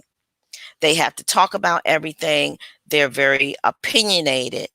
And your personality type is you're very, passive. Then you know that you have a challenge. You know that this child needs a little bit more from you, and you know it in advance. So take the time and go through a personality test for yourself, for each one of your children, heck, for your husband too. It's a lot of fun. And see how your personalities interact with somebody. And it's funny because when we took our test, we were a little taken aback because we realized that most of our personality types got along pretty well with each other. We had some strong personality types, but the thing is, you start to understand how your child ticks on so many levels when you learn their learning style, when you learn their learning gaps, when you understand their personality. And then we're going to talk about the next thing that you need to think about, their love language. What is your child's love language? What do they need in order for them to feel safe, loved, and cared for? There's tests that you can take for those too. But take the time to evaluate what your child's love language is, what your love language is, and children are very receptive. And so you open them up to this and let them know, hey, know yourself. Okay. So understand that, and you meet that child in that way for their success and for their redirection for their challenges. Okay. So knowing their love language is very important. The other thing I'm going to talk about is I'm going to talk about some of the challenges we had with our son when you bring home some kids from traditional school that they've had a tough time there. Is you have a lot of resentment, anger, anxious feelings built up in the child. And what I did for my kids, because most of my kids are strong-willed children, some of them. And I personally think that's a gift because their parents are strong-willed. Otherwise, we wouldn't be here talking about owning flexibility and homeschooling and working and doing so many things that are radical, right? All right. So one of the things I did for my son bringing him home was I created what was called a calm down list. So many people told me I needed to medicate or whatever, and I just didn't want to do that because I felt that whatever the solution was, I needed to know how to deal with my child and manage help them manage some of their anxious feelings. And just like the previous speaker said, she talked about ways to calm down. And that sparked in me something that was very important because for my son, we had what was called a calm down list. And we created the list, and I'll share the list with you. It's also on my blog. I'll have Tina put it in the chat afterwards. And it's also in my book. But I created this as a way to get him to redirect and own his actions and own the power that he had in calming himself down. But in order to utilize the calm down list to the most, it had to become a mantra. We had to say it every day together. Before we started school, We opened up our books. We had it on the wall. We had it on the refrigerator. Everybody in the house knew the calm down list. And it had to be, it also had to be repeated when there were times where, you know, he would lose his temper or he would get upset or what have you. So he knew it, and it became something that he knew by memory, that he could recall by memory. And with that mantra, we also had songs that we sang. One of those songs was, for us, was "No Weapon Formed Against Me Shall Prosper." It was a very strong song for him. It meant a lot to me. And we had that as the backdrop to our calm down list. So, you know, the list, of course, was the mantra. It takes the entire village to push this home. But the number one thing on the list, number one, had 10 things on that list. One was, it's not so bad. It's not so bad, right? Number two was, breathe slowly, relax your shoulders, count to 10. Right? Things that he needed to actively do to calm down, because that was the list, calm down list. Number three was, don't beat yourself up, okay? But instead, hit a pillow. Don't hit yourself, right? So that was like the other speaker did mention, you know, you can release that out of yourself. Nothing wrong with that, okay? Pray for peace inside your head. Okay, it was important for us as a family to teach our child that they had someone else that they could go to for help. So we, as you know, we mentioned in their and my son's calm down list, and you create your own for your child. You know your child better than I do, but this was for our child, which was praying for peace. Okay, tell your story, because you know what? When you're upset, your child gets upset. Why can't they say why they're upset? Sometimes you need to let it out. So that was number 5, was to tell your story. But you needed to tell it slowly and respectfully. Okay? And the next calm down list item was taking control. I am control and in charge of my own choices and my perceptions. Right? So we want to teach our child to take control. Give them the words to do this. Give them the lesson to do this. Own their own actions. Own their own perceptions, and own how they respond to what is going on. Okay? Because those are the areas that they actually have control. Find small physical distractions. Squeezing a stress ball or pet our dog. That was our number 7 item on our calm down list. Okay. Number 8 was to talk, but be respectful and don't suffer in silence. You know, we gave them time to do this. And we also had a calm down corner or space that they could go if they just needed to go there and just get away from everybody. Okay. So that was kind of where that came in also. Tell how you want to turn the situation around. The thing is, when you come up with a problem, my belief is you need to think through what you can have as a solution. So we wanted to teach our child to consider thinking about, what is the solution to this? How is the solution? And children, no matter what age, my child was 9 when we did this, can come up with that. You'd be surprised. But we asked them to have ownership, and how do you turn this situation around? And that gave him ownership to say, okay, well, this happened. I responded this way, but I want to turn things around. And I have the ownership and I have the ability to have a voice to say how I'm going to turn this around. These are life-changing ways to teach your child to think. And number 10, we wanted to remind them, you're not always going to get your way.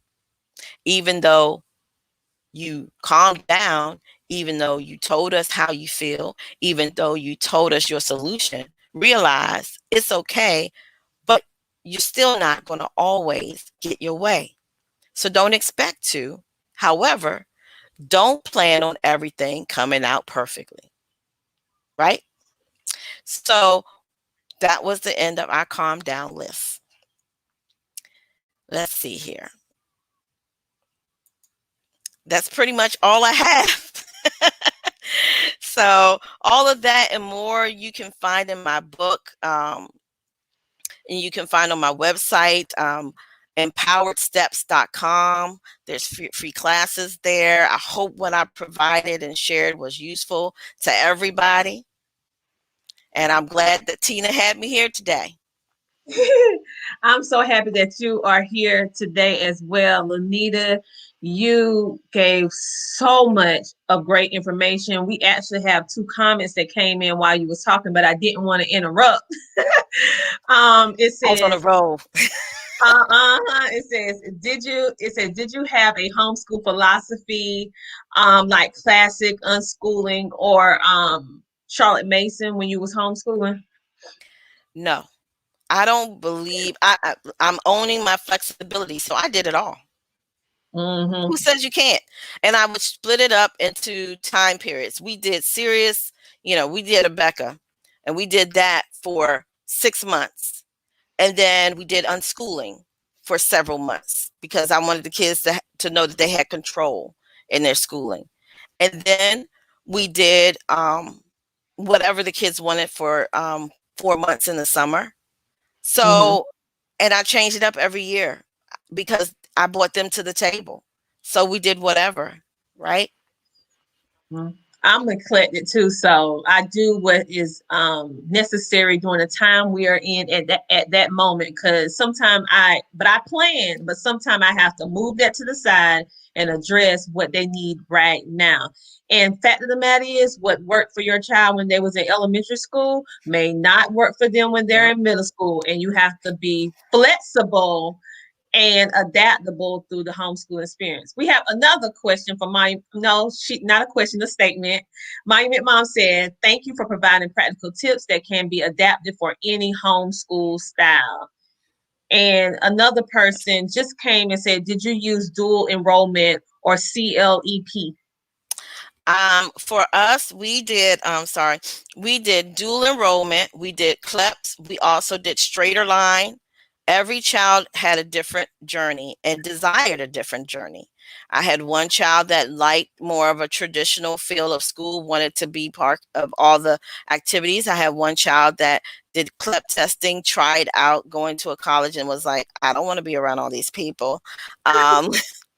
One child that wanted to travel, and one that my 17-year-old now is finishing up his degree, also getting his pilot license as a glider pilot, and also wants to break dance and possibly go to the Olympics to break dance. So I wanted them to realize that the education is great, but condensing it and getting it quicker allows them freedom to do all the other things that they would love to experience, as well as later on, if my son says, okay, well, I did the break dancing, the Olympics came and went, I did that. That was a great life experience, but I think I want to go back and have a college experience. He can do that for his master's program. Why not? Or if he wants to do study abroad for a while, he could do that, or intern. I want them to realize that whatever they want to try, it's okay to try lots of things until you find the thing that you want to stick around a little longer. Yes, I love how you talked about your journey and how it wasn't initially on your radar to homeschool, but how you saw the need to build your children's self-esteem, and your child was getting bullied, and you decided that you wanted your children to be surrounded by positive voices, and you wanted how you and your husband was able, because your homeschool was very unique in the fact that both of you were working, you and your husband, and how y'all had to flip-flop your schedule or to make it work, and how you gave us great suggestions on nannies, care, all kinds of different things. And even your child staying home by themselves, how to make that work. Because let's be real, a lot of people are forced into having to do that now today with COVID, because they never anticipated homeschooling. So how do you make your child, the situation where your child has to be home as self-educating, how do you make that work? Yes, I love that. I love how you bring out to give your child ownership in the learning process and how and one thing that I thought was I just love this part where you had said not only knowing their learning style, but their personality and their love language and developing a calm down list for your child. Now that calm down list that you just went down from 1 to 10, I need me a copy. It's in the book. You have the book, and it's in there. Well, I need it again. What? Oh, yes, it's in my Kindle. It's in my other Kindle. Yes, I did. I bought the book. Yeah, it's in my other Kindle. I have four. I have Oh, four. oh my Yeah, gosh! And yeah, I also have a chapter in the book of how to imagine and picture your strong-willed child. It's kind of like if you watch the Incredibles, and Jack is that strong-willed child. They have so many gifts, they just don't know what to do with them or how to control their powers yet. So when you have that perspective, you approach them in a different way. yes. Oh my goodness. Thank you for reminding me. I got it on my third Kindle Fire because we have like every time a new one come up, we have different ones in the house and we kind of lay them off to the side. So it's on Kindle 3. I remember now. It's on Kindle 3. All right. So another thing that you had said, which was very great about letting them be involved. You want them to have an experience and you focus on reading, writing, and math as your foundation and the key, which I thought was very profound what you said. When you bring your child from public school to homeschool, you need to address the educational gaps. And you think just because your child is in the 8th grade that they're on the 8th grade level in all subjects, but might not be the case. And so that's why you was talking about those tests are so important. I thought that was very important because normally we don't think about testing our child or addressing the educational gaps that may be possible. Right. And that could cause stress in the homeschool because you're giving them work that they're not capable of doing at that point because you're not aware that there's a gap. Right. And when you bring them home, don't even think about curriculum. Think about their learning style and the learning gaps and spend that first year filling in those gaps. Spend that first year addressing their learning style, learning your child. Spend that first year understanding their love language, getting their calm down list, getting them to acclimate and realize that you can pick all that up. Let's face it, from 6th grade, 5th grade on, 6th grade is a repeat, 7th grade is a repeat. 8th grade is when they start introducing high school concepts. So you have, you have time, right? So a lot of parents don't think they do, but they do.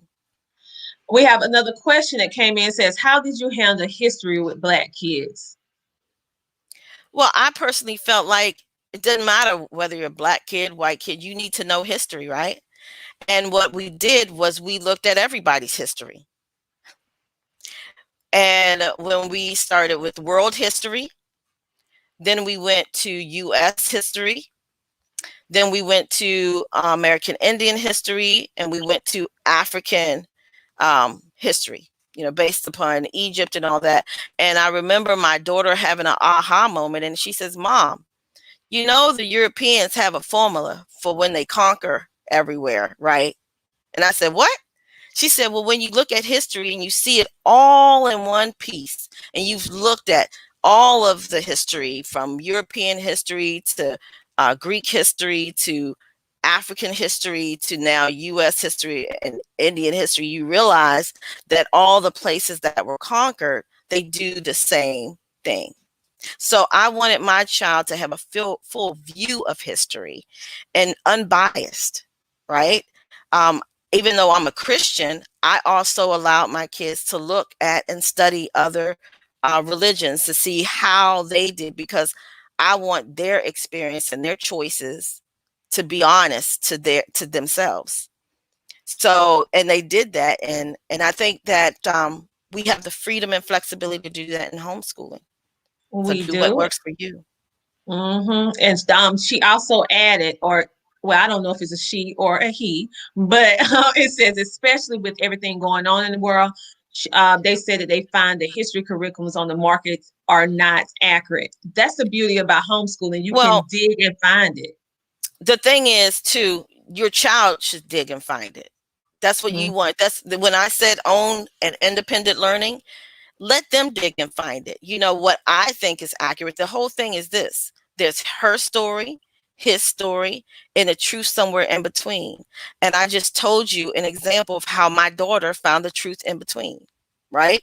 She saw world history, African history, Greek history,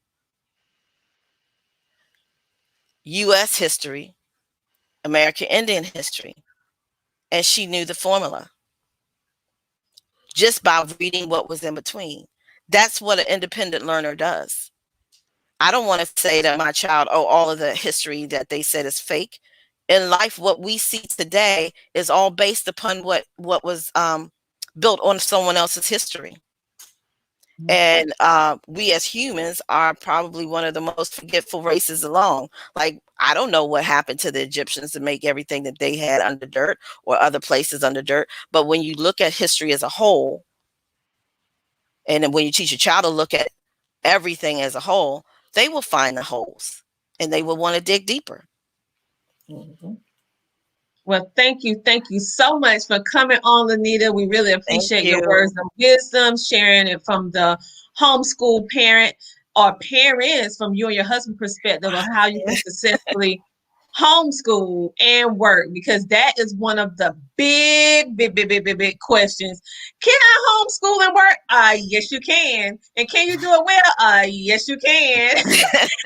and if you need more advice, go to Amazon and get her book on homeschooling and working. It's on Amazon right now. You can get the ebook or you can get the hard copy or both. I like to have both, so I need to go in there and get the hard copy. It's something about the hard copy that I hold on to better than the ebook sometimes. But I like to have both just in case, a backup. So go ahead, and it's not expensive, and check her out. You can find her on empoweredsteps.com. And she also has courses available there too, and direct you to different things to help you on your homeschooling journey. And of course, she has coaching available as well. Again, thank you, Lanita, for coming on, and stay tuned for our little mini round table. And on that note, we are going to have a small commercial break. I want you to be inspired. I want you to stop allowing the no's, the I can't, the I'm afraid, the fearfulness to stop you in life, and stop allowing it to stop you if you're wanting to homeschool. Because as you can see, there are many of us that are homeschooling in different places in our life, different types of homeschooling, but yet we are getting it done. So literally, there are really no excuses in regards to I can't homeschool because of this or because of that. It's just that you have to make the choice whether or not you want to do it. And when you want to do it, you have the desire, you make adjustments in your life to be able to do it. And you can learn from all these amazing panelists and all of us, letting you know how we are doing it and how we were doing this before the pandemic. Someone said, I love your headband. Thank you. Thank you. And so right now, what we're going to do, we're going to take a very small break. I want you to be inspired. I want you to grab your confidence back. I want you to snatch it back and let you know that you can do it. You can do anything that you put your mind to. And it's time for you to homeschool with excellence. And I hope this video inspire you to do just that. And so let's go ahead and get to it right now. Now, before you can really figure out what your fight is and how you need to fight it. Sometimes you need to feel the pain and sting of defeat to activate the real passion and purpose that God predestined inside of you. God says in Jeremiah, I know the plans I have for you. Plans to prosper you and not to harm you. Plans to give you hope and a future. Graduating class, hear me well on this day. when you at this day, when you have reached the hilltop and you are deciding on next jobs, next steps, careers, further education, you would rather find purpose than a job or career. Purpose crosses disciplines. Purpose is an essential element of you. It is the reason you are on the planet at this particular time in history. Well, you guys, I'm sorry about that. Facebook can do its little thing. Don't want us to have that great clip, but I'll share it with you in the bottom of the video. But the gist of this video is that you need to find your purpose, whether it's homeschooling, whether it's business, whether it's life, whatever it is. I want you to know that you need to take I can't out of your vocabulary. I can't is one of the worst. The word can't, that contract, woo, that word in itself is one of the worst words that you can use, for the simple fact it holds you back. It holds you back from what you need to do, and it also holds you into fearfulness. And I know you're not going to erase all fear, because that's impossible, but how you react to it is what I want you to change, that mindset. So Lanita could have easily said, when it got to the point for her that she knew she needed to take her child out of school in order to give them positive words to her child every single day, she could have either said, I work full time, my husband worked full time, there is no possible way I'm going to do this. But did she say that? No. Her purpose was that she had to be the safe haven for her child and know that she needed to instill that in her baby. And that's what she did. Her children, not just one, her children. And so in all cases, you have to make that decision. And so this event is all about seeing different varieties of homeschooling and you finding which way you fall into the slot. And even if you don't know after this event, you will have enough information that you'll be able to figure it out. You'll be able to figure it out. Someone said, homeschooling is the best thing I've ever done for my children. It's a learning experience every day, very rewarding. God bless you, ladies. Oh, thank you so much. And so for those of you who have businesses, many homeschoolers, you have businesses and you don't know how you're going to grow your business and plus homeschool and do it from home because COVID, you can't really move and shake like you used to. So how can you do it? Well, listen to this testimonial of a boot camp that is going on right up under your nose that you may not know about, from a business owner who have taken this boot camp and they are seeing some benefit. Great evening. This is Patricia with I Am Radiant. She is a jewel. I had the opportunity to attend the 5-day boot camp with the one and only Tina Ramsey of Hilda Honeypot. The course was action-packed, well-organized, great information. Oh my goodness. I mean, I have had the opportunity to apply what I learned day by day. I still didn't get to utilize everything she taught, and it's going to take time. But if you have the opportunity to take this course, it was 5 days, overwhelming. The information was well worth $500 or more, $500 or more. She poured into us. She didn't miss a beat.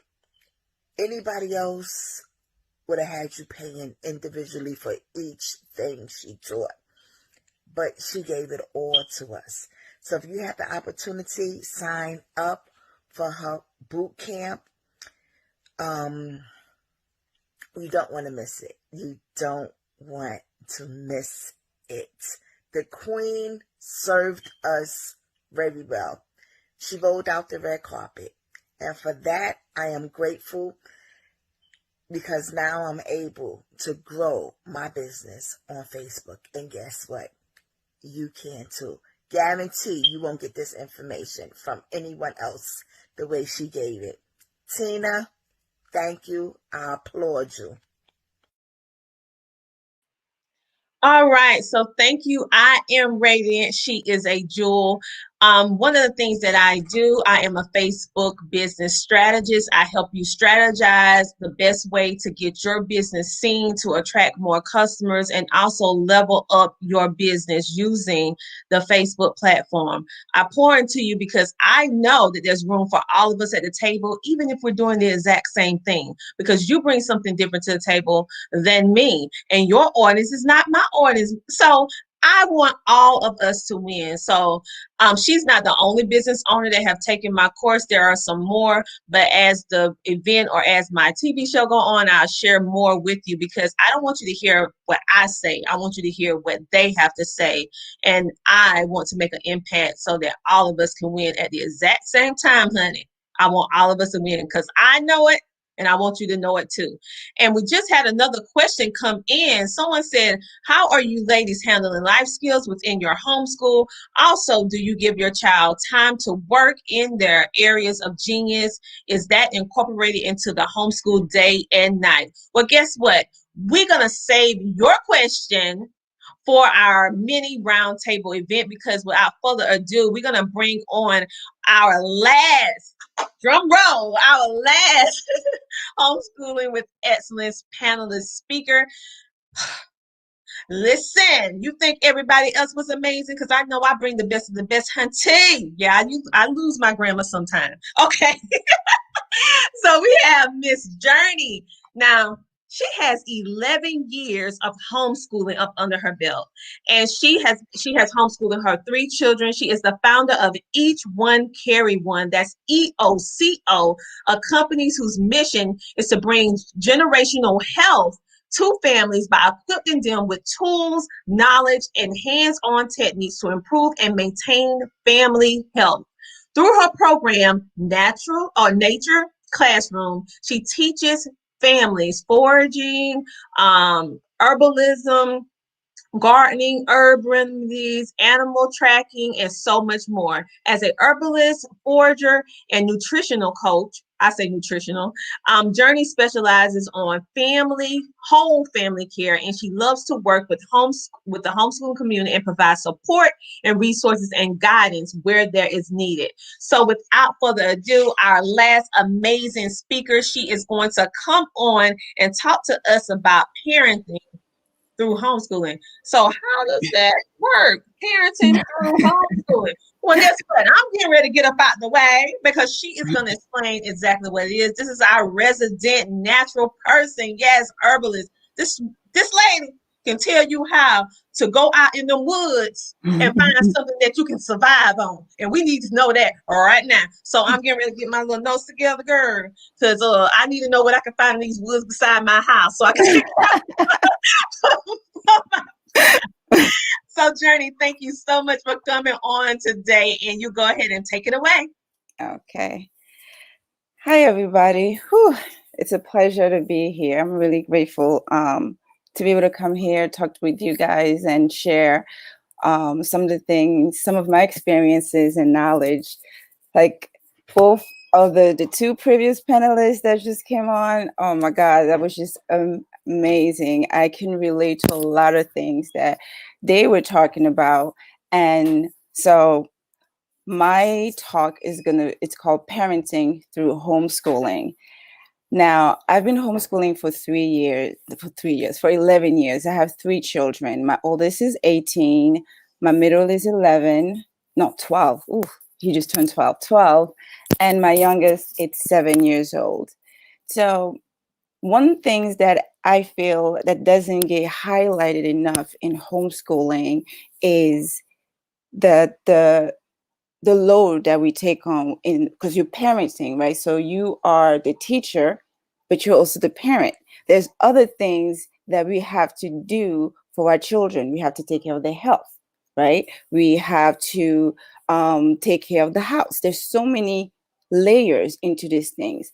And when we go into homeschooling, we're trying to separate the 2. You're going to start focusing on the academics, math, reading, science, so on and so forth, all of this different curriculum. You're looking at all of these things because our view of schooling is what we know from the regular public or private school that we've attended, right? Because a lot of us, I wasn't homeschool, right? So I went to regular school like most of us did. So going into homeschooling, again, I separated the two, but the two were always kind of like bumping head. You're a teacher, or you a teacher now, or you're a mom now. And just from my experience, when I first started, I was mom who was teaching, right? I wasn't a teacher. I was mom who was teaching. Just like Miss Preston, my daughter, when she was in the 4th grade, she came to me and she was like, she wanted to stay at home and she wanted me to educate her, to teach her. I'm like, why? She was being bullied at school. She loves school. She loves learning, but she was being bullied at school and she just got tired. She didn't want to go no more. She's like, why don't you teach me? And I was just like, girl, no, you have to go to school. The only thing I knew of homeschooling was what I saw in the movie. So it was always a cult or some things. And she was like, no, no, no. So I started doing my research. And through my research, I found out like, oh, there is something like homeschooling is real. And I started digging a little bit more. And the more I found out the freedom of really personalizing my child's education, I jumped in on it immediately. She came home, I told her, she was happy. So I started this journey because out of her request. And that is a journey that I am grateful for because it literally saved me and my child relationship, my oldest, my first, and made me such a much better parent. And through that, right, just like the video that we was watching before that got shortly cut off, that was talking about finding your purpose. I was able to find my purpose through homeschooling by teaching my children. So I'm going to back up a little bit when I say that I was a mom teaching and not a teacher. So when I started teaching my daughter and I was homeschooling her, when she'll make a mistake, I will be upset, I will yell. And I came from the background of yelling at the children, spanking the kids, all of that. That's the background that I came in when I initially started homeschooling. So any little thing that I felt like she knew how to do, but she wasn't doing right, I was on her. I was on her and I was harsh in every way. And I started seeing that it really wasn't working because I'm the type of person, it's all about know thyself, and I like to work on self-development. And I did not like that when it came down to sitting down and teach, for me to teach her, if I raise my voice a little bit, she'll, like her body language, I can see that she was afraid. And I had to start to do some changes, and I started to sit down and having a talk with her, and she'll tell me like, well, I'm like, why are you afraid? She was like, because I don't know if you're going to be mad at me, you're going to yell at me, like, so I don't really know what to do. And I didn't want that. So I knew that I had to change. I had to, as a parent, I had to make a lot of changes because if I'm teaching her, right, the intention is for her to learn. A child, nobody can learn when they feel threatened, when they feel like if they do something bad's going to happen to them. So I had to change all of that. I had to relearn and unlearn some things. So I understood that if you're a teacher doesn't yell. A teacher wants to make sure that the person who they are teaching, they know everything about that child, right? Like Preston talked about before, learning their personality, knowing their learning language, all of these things. Because if my goal is for her to learn, I need to know as much about her and how she learned, right? And how I learn and how I teach, so we can find something in the middle. Because of, like I've told you guys, like I was a mom that was yelling, I was a mom that was spanking, and my daughter was a little bit fearful. I put everything aside, meaning math, like all of those typical academic thing that we normally focus. I put that aside, and we focused on our relationship because I had to change. It wasn't about her. I had to change.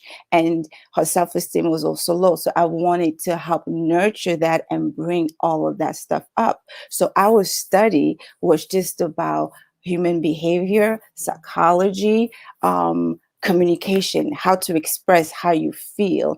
And for me, changing my pattern. So, I will tell her, like, if I'm doing something or if I'm saying something that is making you uncomfortable, let me know. In the beginning, she couldn't do that because I came again from a background is like what I say goes, and, don't talk back, like all of that stuff. And she was afraid. I was like, no, I'm not going to be upset. Just let me know. And little by little, she started to open up, but she wasn't sure how I was going to react. And for me as a parent going through that, and when Miss Taylor spoke about mental health, it was hard to do that change. It was hard because you get this rage that comes through you sometimes when you're upset and your child is doing something and it's just a trigger to you. And in my head and in my body, I'm feeling it, but I also had to learn to control that, to bring it down. And unfortunately for me, seeing a therapist, it just wasn't in the cards. So I had to do that work with myself.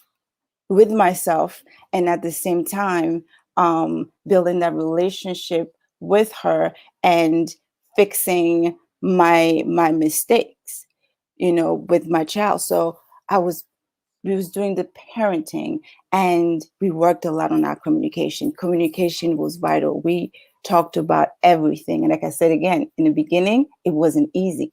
She was not just boom open. She had to test me, like, did she really change?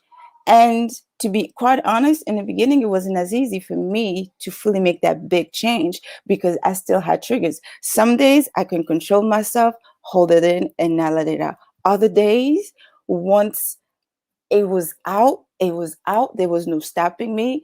And it was really bad. It was really bad. And that took time. And there is something that I realized in the course of these things that reminded me of domestic violence. Like, I will do what I said I wouldn't do.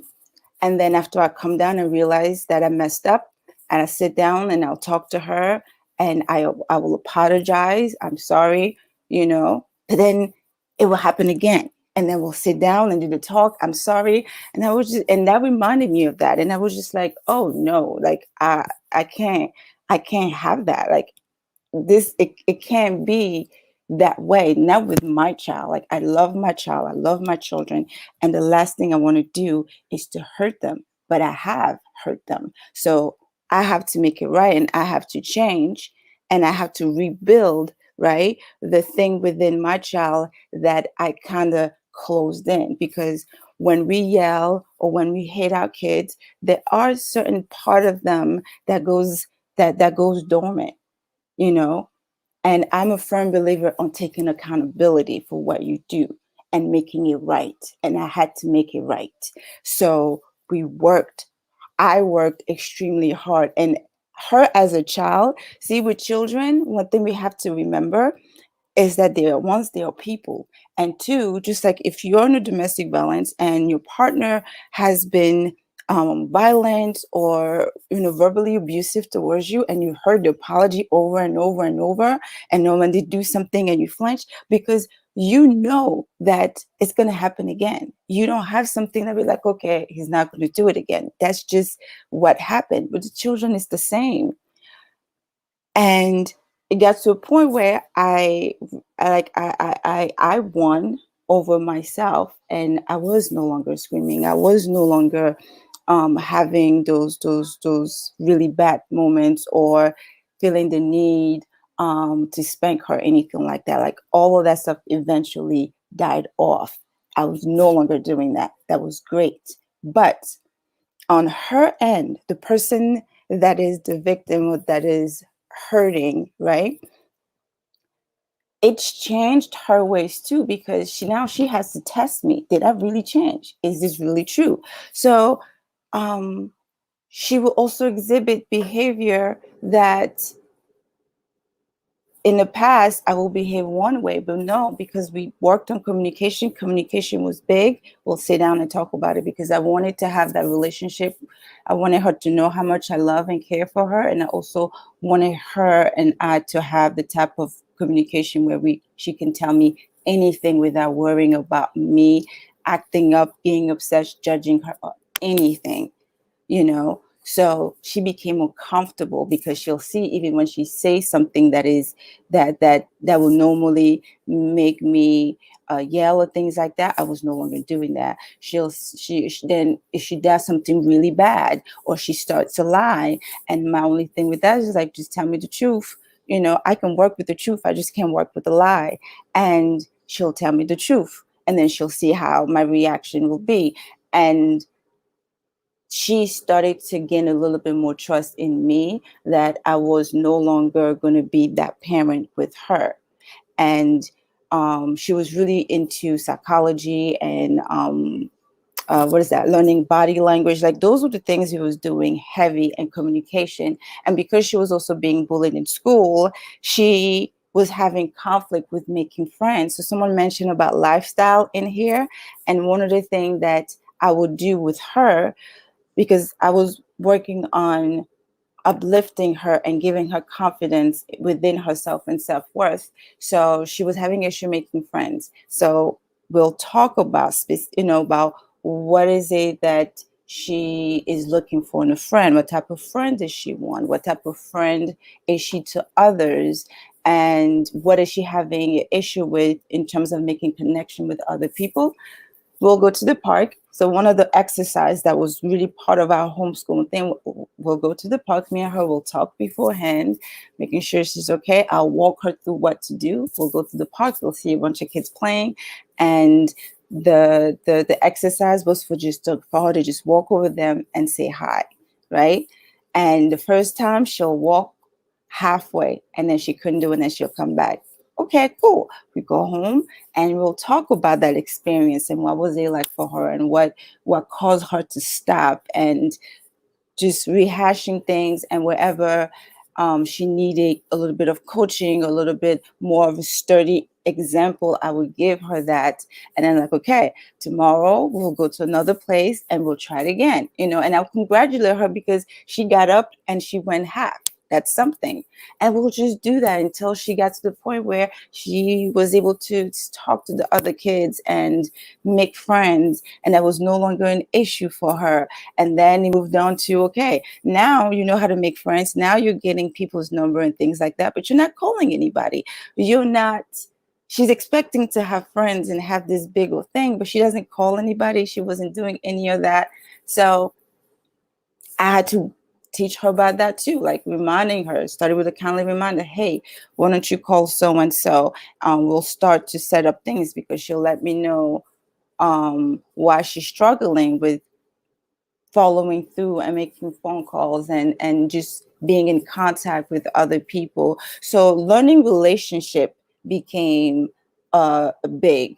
And I'm a big believer in teaching our children through their what is that called? Oh my God, to the children developmental stages, because at different stages, there are different things that are happening to our children. There's a time where we are the most important person, and they're looking at everything that we're doing and they're mimicking that, and they want to be like us.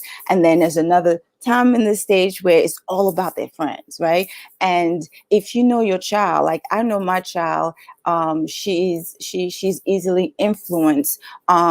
She wasn't at a place where she was a leader. She was more of a follower, right? So I wasn't going to turn her into a leader, because that's not where she was at. That's not what she was ready for. But what I did is I had to teach her on how to be a follower, because there are followers and there are leaders. But even as a follower, there are some things you need to know. How do you pick the leader that you're going to follow? What do you look for in a person or a situation to follow? The pros, the cons.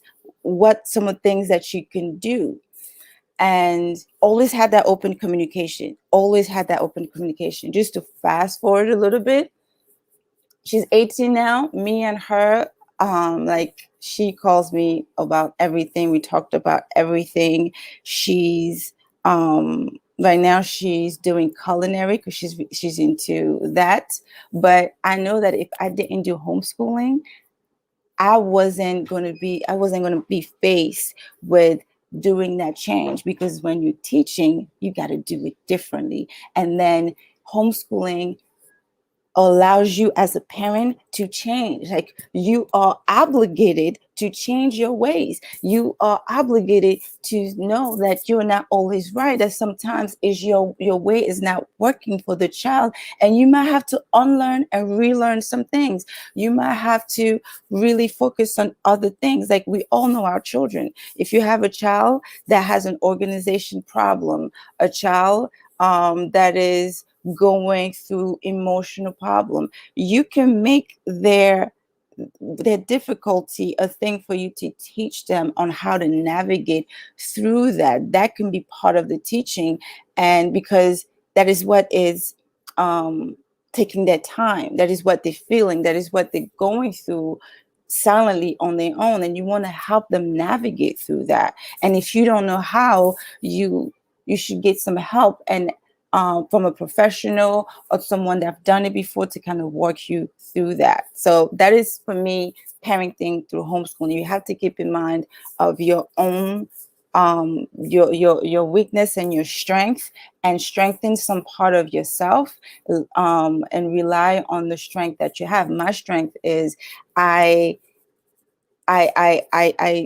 believe in accountability, and I know that I'm not always right, and I like to, if I need to change, then I'll make that change. And I've really relied on that in this. Now, when I say you helped you find your purpose, I have three. My 11-year-old and my 7-year-old have never gone through what my 18-year-old have gone through, because I've changed and I've become a better parent and a better teacher.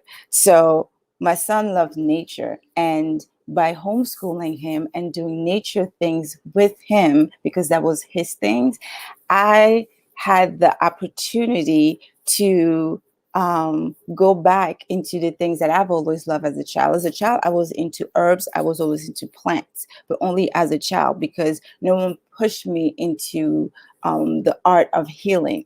So with my son, taking him to nature classes in different places, and I'm seeing plants everywhere, and I'm noticing plants, and I'm feeling like something is calling me to those plants. And I started to learn about the plants.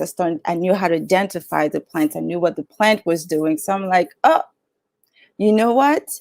I can teach this, because the people that was teaching the nature classes wasn't giving us enough information, but I knew a little bit more. So I was like, I can do this. So I started running and teaching nature classes. But in the midst of all of this stuff, I had a child that was also my youngest. She had a lot of food allergies. So I was also focusing on nutrition, because now I have a child that has all of these food allergies, right?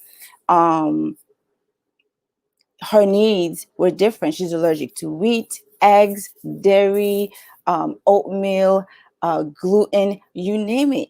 I had to change how I cook entirely. I went back to school to learn nutrition.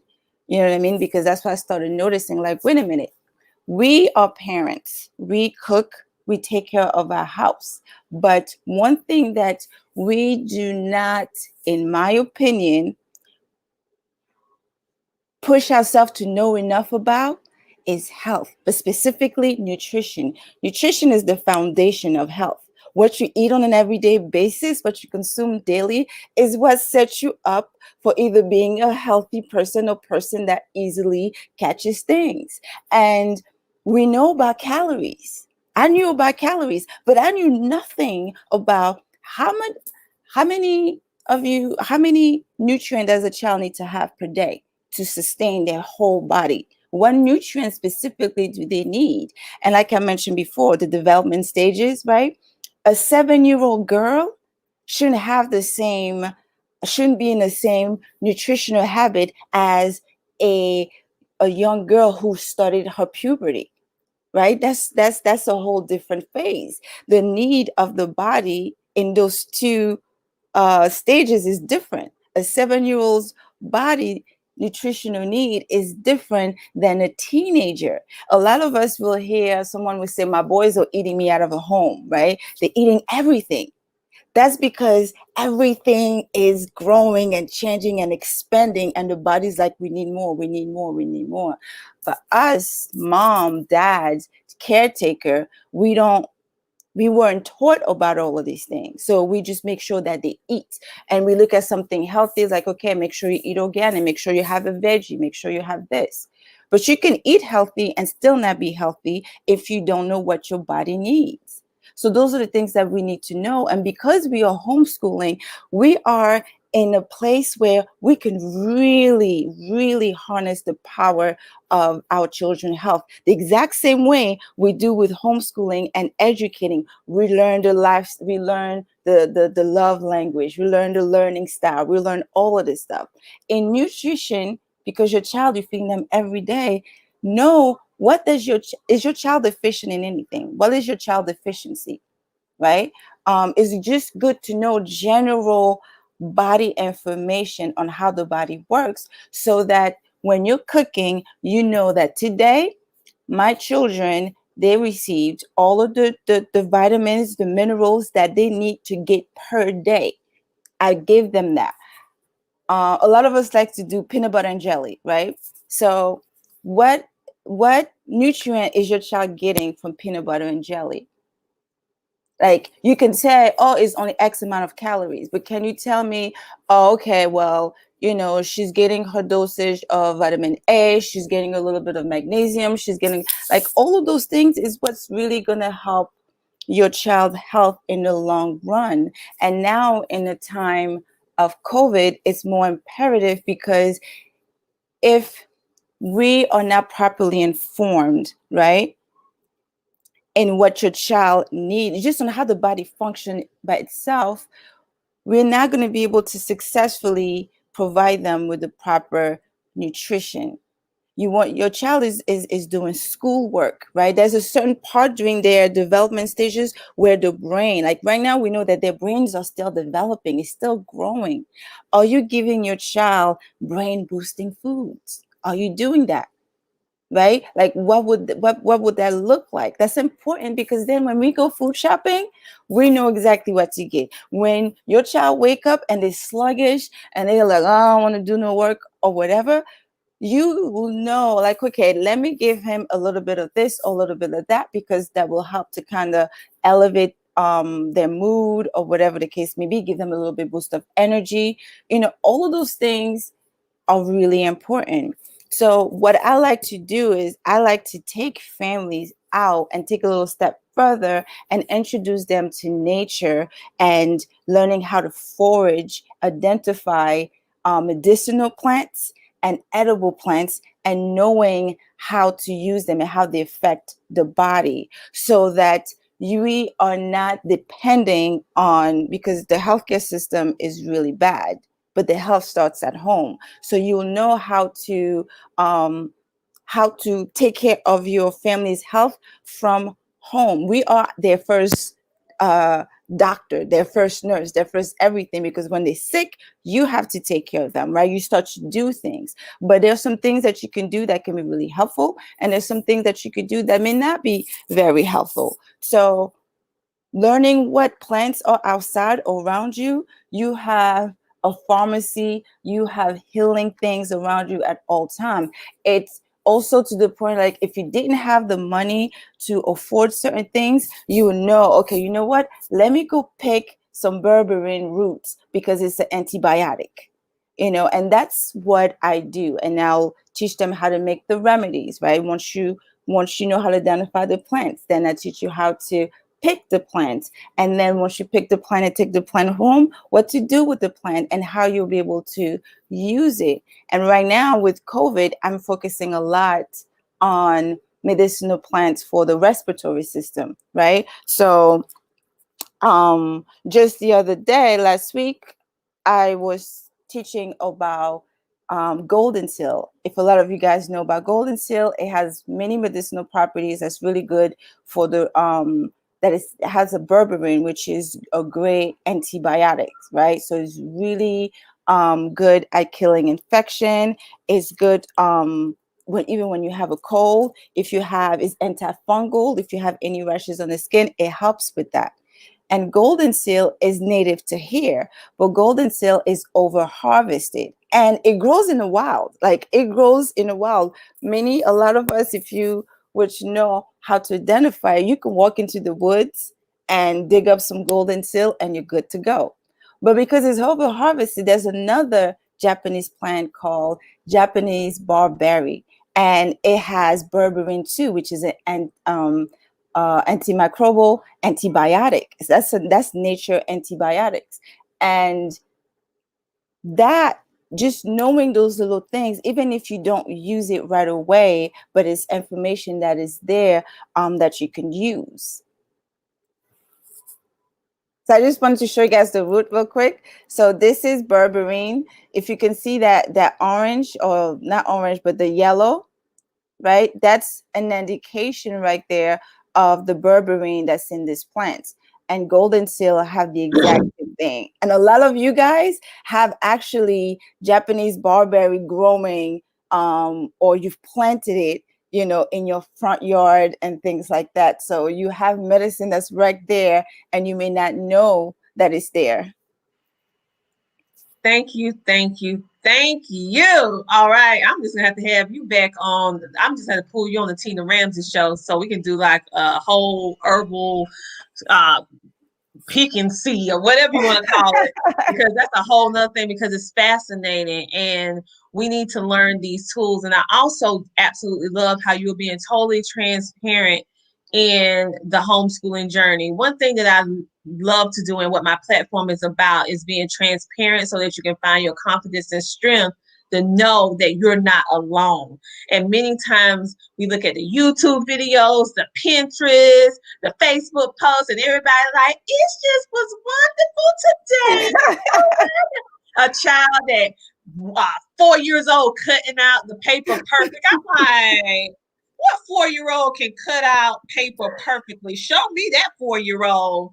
So I love the fact that you're being transparent, letting them know that it was a process and how you had to do some work on yourself first to be the best version of yourself in order to become that safe haven for your baby girl, and how in essence that forged you a bond, a relationship that you would not have been able to do if you was not homeschooling. And it's kind of like with me, you kind of like remind me of me in the fact that I homeschool my children to teach them, to provide a safe place for them. And my child was getting bullied a lot as well. But in essence, it started teaching me stuff. I started learning about myself through the homeschooling process and start nurturing, because you're teaching your child that it can be the best they can be. They can do this, that, and the third. You just have to believe. And then all of a sudden you're like, wait a minute, hold up.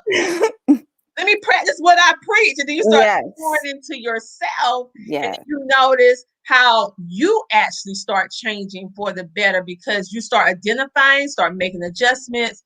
And in essence, homeschooling allows the whole family to grow. And if you have any situation that you need to tackle, it helps you to be able to have a safe place to heal. Because all of us have different backgrounds, different upbringings, and we tend to carry that onto our new families. Even though we didn't like it when we was growing up, we carry it. We carry it because it's just a habit, right? Yes. Homeschooling allowed me to be able to do a deep dive into my inner self, the deep, deep, deep part of who Tina is and what she isn't and what she do not want to be anymore. And in essence, you're adversely teaching your child to do the exact same thing and building strong bonds. But we had like a slew of questions, so that's why I popped on. All right. One of those we're going to answer with the round table. We had a person, Ashley said yes when you was talking about homeschooling. Shawana said awesome. We have a Facebook user said yes. And if your child has some conditions that affects their diet, when you was talking about diet, I love that. In essence, I must tell you something about you. You was talking about your homeschooling journey and the process of, I could literally see how you was on the hill and how you went back in those feelings of when you had to change yourself in order to be a better person for your daughter, for yourself first, and then in essence for your daughter. And then how that grew to a wonderful bond, a wonderful relationship, because you admitted there was a problem, and then how it led you to being a better parent for your other children, because you already developed that relationship, and how your face just lit up when you're like, and now with my other children, they never experienced this. It was a learning process for me and my daughter to lock arms and learn. And then we found nature, and your face just like, your face just lit up. I was like, she found her purpose, her happy place. It's beautiful. We have, Ashley said, there is a really good book that helped me with homeschooling and understanding how it's a noble thing that can change the world for all of us. And the book is Dumbing Us Down book by Journei Taylor. And she said another thing. She said, see how awesome homeschooling changes mothers and make us better for the world. I love your story, Journey. Glad I stayed and listened. See, I told you your whole thing. Watch the replay. Watch the replay of yourself and how you went through the pain. I could see how when you went through the pain and you were sharing it, being transparent, and how you gradually went from despair to hopeful to elated, like purpose. I found myself. It was great to watch. That's why I didn't want to pop on with all the questions and stop you in your train of thought, because I'm like, oh, I love watching this transition. And someone said, T said, that was amazing, like preparing survival skills wrapped into nutritional classes.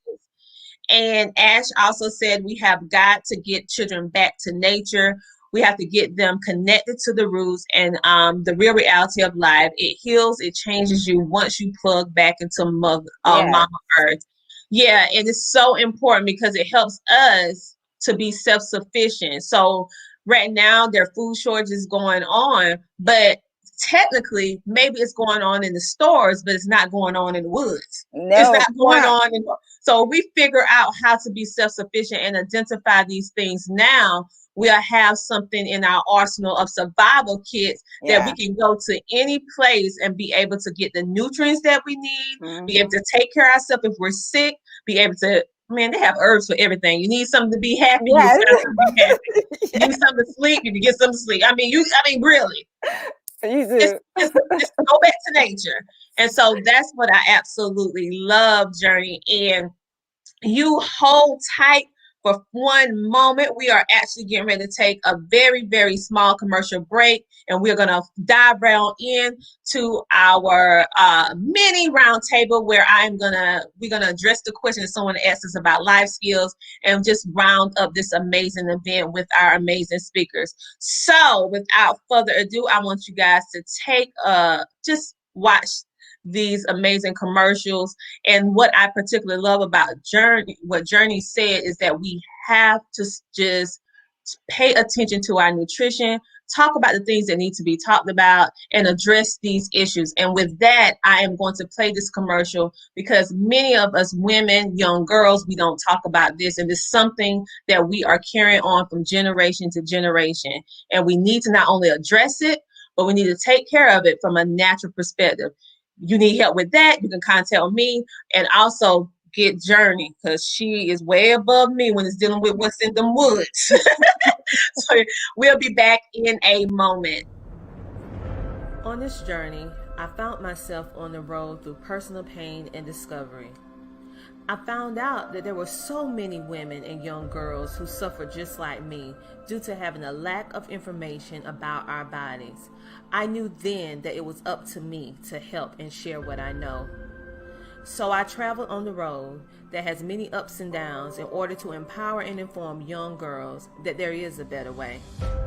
And I'm yet on this road again, which is very uncertain, but there are many bright moments along the way with inspiring the next young generation of ladies to take control of their bodies, health, and minds on this road. I find myself moved with compassion and empathy for the moms who just don't know.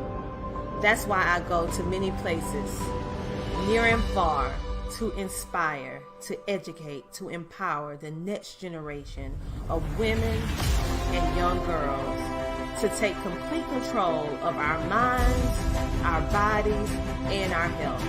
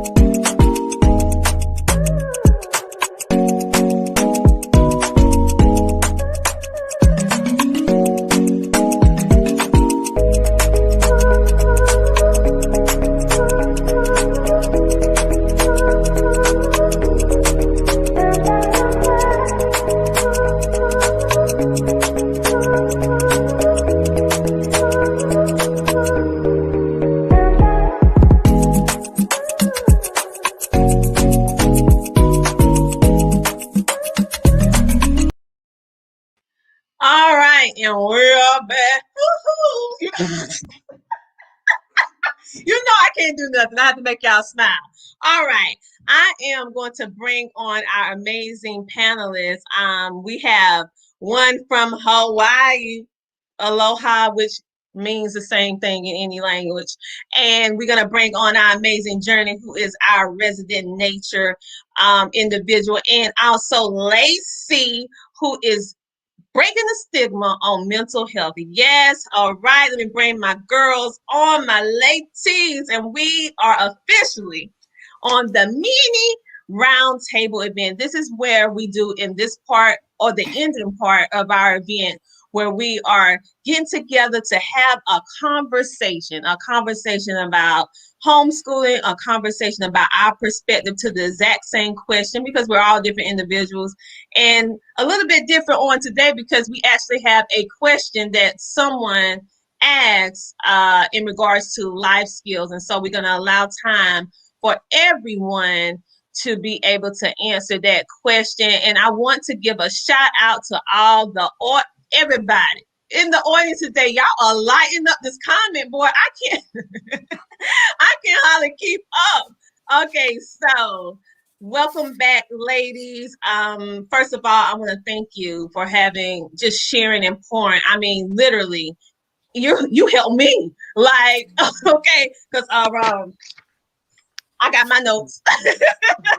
Y'all did an amazing job. And so we're going to just dive right on in due to time.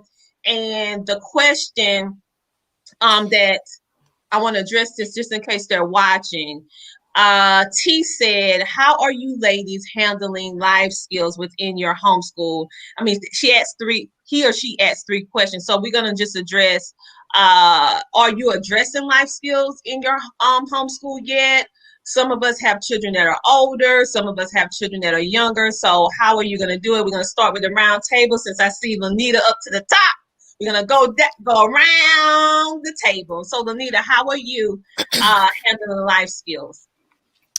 I actually individualized it because I have one daughter that's an extreme introvert, although she won't admit it. And then, I have a son that's an extreme extrovert. So it really didn't matter. The funny thing is I had a lot of people say things about, oh, well, you're homeschooling them, they're going to miss out. Of those things that they won't be able to build up on. But I think you can compartmentalize every experience that you want your child to learn And I think it's okay for my introverted daughter to, spend the time that she needs, being introverted. There's nothing wrong with that. Who says there's something wrong with it? But what I do is I create challenges for them. As Journey said, she did for her child, to introduce them or push their boundaries. And so I will put them in things where they have to challenge things. And my thing was always, because kids are always going to say no, right? I don't listen to their no.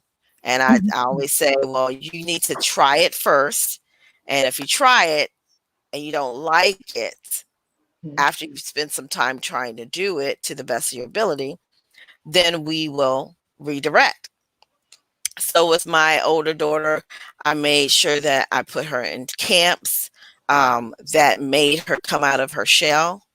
I made sure that I also did her, challenges with her. My oldest daughter was in taking college classes, and she was 17, going to a 4-year college. And I told her, I said, for each person that you meet and you get their name and their story, then I will give you $5 for your allowance. Oh, she went out. And I know she went crazy with that. I know so, she. no, it took her a while to get started on Really? that. I would have been like, right, but that was not her personality. And now you would never ever know that she was that much of an introvert. yeah. My other son was an extrovert, but he had a problem being a follower. So we would, challenge him to do that. There's a series called Mindset, or basically we worked on their mindset. We worked on communication. We talked about communication, and I just did not fit the typical homeschool mom, where I had to put my kids with only homeschoolers. I feel that it was important for my child to understand how to mitigate different relationships with people from all kinds of backgrounds and experiences. So they went to public school aftercare programs. They went to homeschool events. They went to events, that taught them how to do speech and debate. That was very important to me. So that's what I did. I basically created a situation where they practice life skills. But life skills is really being able to understand people, understand a person's body language, when to back off, because everybody with lifestyles, that's funny to me, because every time you're in public school, when you go from elementary to middle school, you start all over. You're at the bottom again to the top. Then you go to high school, you're at the bottom again. You got to work to the top. You go to college, you're at the bottom again to the top. You start a new job, you're at the bottom again to the top. Yeah. So I know with me, with my child, because well, I have an introvert. My daughter is very introvert. She's happy with being by herself. It does not bother her. She can occupy her time. It does not, and she's very studious. So I raised both of them to be independent. So like you, even my child with developmental delays is very independent. I just have to set it out, walk out, and be like, listen, this is what I expect of you, and I want you to have this done, and they can go and do their work. But with him in particular, being that he has high functional autism, multiple learning differences, it was so important for me to be able to, for him to be able to be independent. And if he chose to, he can be independent on his own. So teaching him how to understand those social cues which you're talking about, because when you have autism, that's one of the things that's usually is something that you don't understand. Understanding what to say and not to say, because they're very literal. You want to know the truth at somebody with autism, they will come out and say, yes. Yep. You is. Don't ask them if you're fat. Yes, you are fat. I'm like, oh, no, you don't say that to a woman. Like, even if she asks you, you be like, I have no comment. Well, and that's the funny thing is we have all of these definitions for person's quirks. But the Yeah. funny thing is, I've been around, I'm 50 years over 50. So I have people in my family that had autism before, it was given a name. And I'm saying to myself, well, gee whiz, before now you given a name, before they thought they were completely normal. And everybody around them was just like, he just that way. We just accepted that person for the person's makeup. Because let's be honest, is fixing them really necessary? Well, it's about not fixing, but being everybody. able to be Right. be able to be social. And he is the most social person in my house. But we taught people I'm not as social as he is. Like, right, I was but think about, we taught people to do that. You remember Forrest Gump? Oh yeah. His mom didn't, it wasn't about labeling you. It was about working with what you had, right? Mm-hmm. And that's the thing with my children. A lot of people were saying, oh, well, he has this, or I was like, we're not giving a person a label. They're a person. Yeah. My son never knew from that where he they had are it until it came up in a conversation. We was having a family conversation and it came up because he never knew. He never knew. However, it's certain instances where I tell parents that a name is necessary when you're trying to get services. Like if you're going in to try to get services for speech therapy, or you're trying to get occupational therapy, that's when I use the label, because that's only what they understand if I'm trying to avail myself to some services that's available to him in order to help him level up. But I agree with you. Labels are something that can really cause a problem. And when I worked in the school system, that was one of the issues. What made me come out is because putting those children in the middle of the hallway, sitting with a big label outside the classroom, it made them a target for bullying and made them feel inferior and different. And no matter how hard I tried, I'm just one person. I couldn't change that within the system. So that's the main reason why I came out. But I agree with you 100%. That's a life skill. But see, that's about life skills too. At the end of the day, our kids need to know there's going to be situations where you're going to be bullied. You have to not take it personal, right? That's the thing. Don't take it personal. That don't take it personal goes a long way. And that's the thing is, the first it was a label if you were homeschooled. Well, now that label's out of the wash because everybody had to homeschool. So that's what you teach your homeschooler to do, is to communicate and to watch.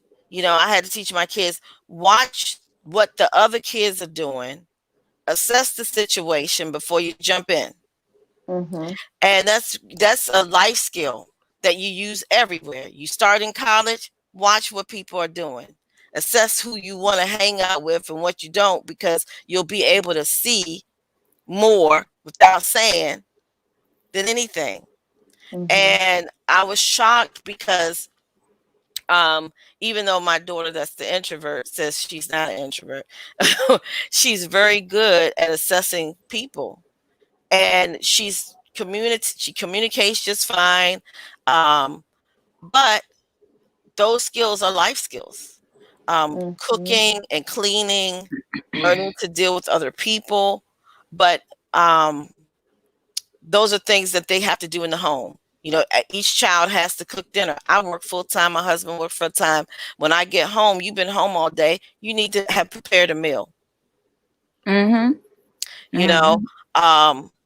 Money. You don't get money unless you earn it. So right now I'm teaching my 17-year-old to trade. If you've done all your trades for the day and you've won your trades, then you'll get allowance. If you haven't done your trades and you haven't won your trades, sorry, you getting a loss. That means you're not getting anything. So you incorporate life skills into things that they want. You want to drive a car, well, you need to learn what car maintenance is. You need to learn how to change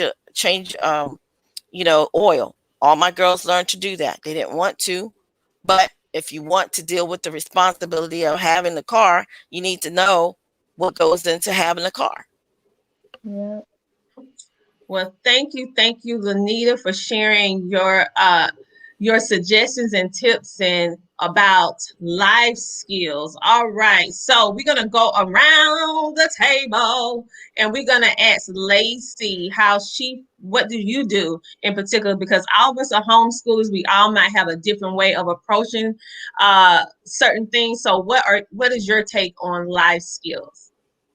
So my take on life skills, what I do for my son, my oldest son, is we have a checklist and it has everything that he needs to do. So he learns like tidying up his room, make sure he brushes teeth, do his normal hygiene things, eat breakfast, clean up the kitchen. He makes sure he has to have constructive time. He makes sure that he does his daily lesson because I'm teaching him independence, because if he does want to go to college, he's going to have to learn how to do things on his own and set his own schedule.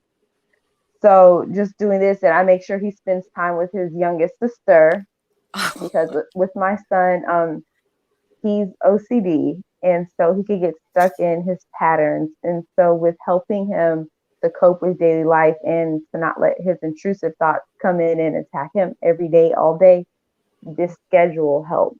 So if anybody has a child who just like seems to keep having patterns and they can't break those patterns, reach out to me because they may be OCD and I can help you with that. So yeah, checklist. I like that checklist. When my son was younger, I had to have one because it gave him a sense of control to know what he needed to do. But as he got older, he don't need it as much. It was very important when he was younger, but not so much now. But now we're going to, and I love that it looked like it's on a dry erase board, like you can erase it, right? Yeah, it's in a picture frame. A picture frame. Dry erase boards. Yeah, a picture frame. So you just take a dry erase marker and check it off, and you can erase it. Yeah, I love that, child. We are so resourceful being homeschoolers. We are. Journey, what are your life skills advice? Well, child, I know you have a lot. What was good? Like, you need to give me a list of them herbs and some photos. Well, for me, it was different with all three kids because I believe in teaching them life skill with what they are dealing with or the path that they are on or what they're about to hit. And with my oldest, she was like the rebel of the family. And from early, I don't know why, but because it's like, I grew up in a system. I live in New York City, so I live in an area that is not safe, right? So from early, when we'll do our walk, I will show her, listen, you don't walk on this side of the street, or when it's dark. If you ever outside and it's dark, you walk on the side where the cars are coming forward, and like all those little things I was showing her and I was teaching her, because I know from my own experience, those are the things sometimes children can find themselves in a situation that they didn't anticipate. And then those are the things that they're faced with. So I wanted her to know that. I will teach them, if someone ever kidnapped you, what to do. We'll go outside. We'll look at where some cameras are located. Just within our neighborhood, when we go places, who do you ask for help? What store do you go to? Because we have corner stores, and I'm like, you go to stores that are like the name brand store, right? The store that are popular because they always have cameras. You go to a bodega, a corner store, they may not have a camera in there, you know what I mean? And they may be part of something else. So those things, I was teaching her micro expression, how to recognize certain behavior as a young girl that might be threatening to her, and how to go about asking for help.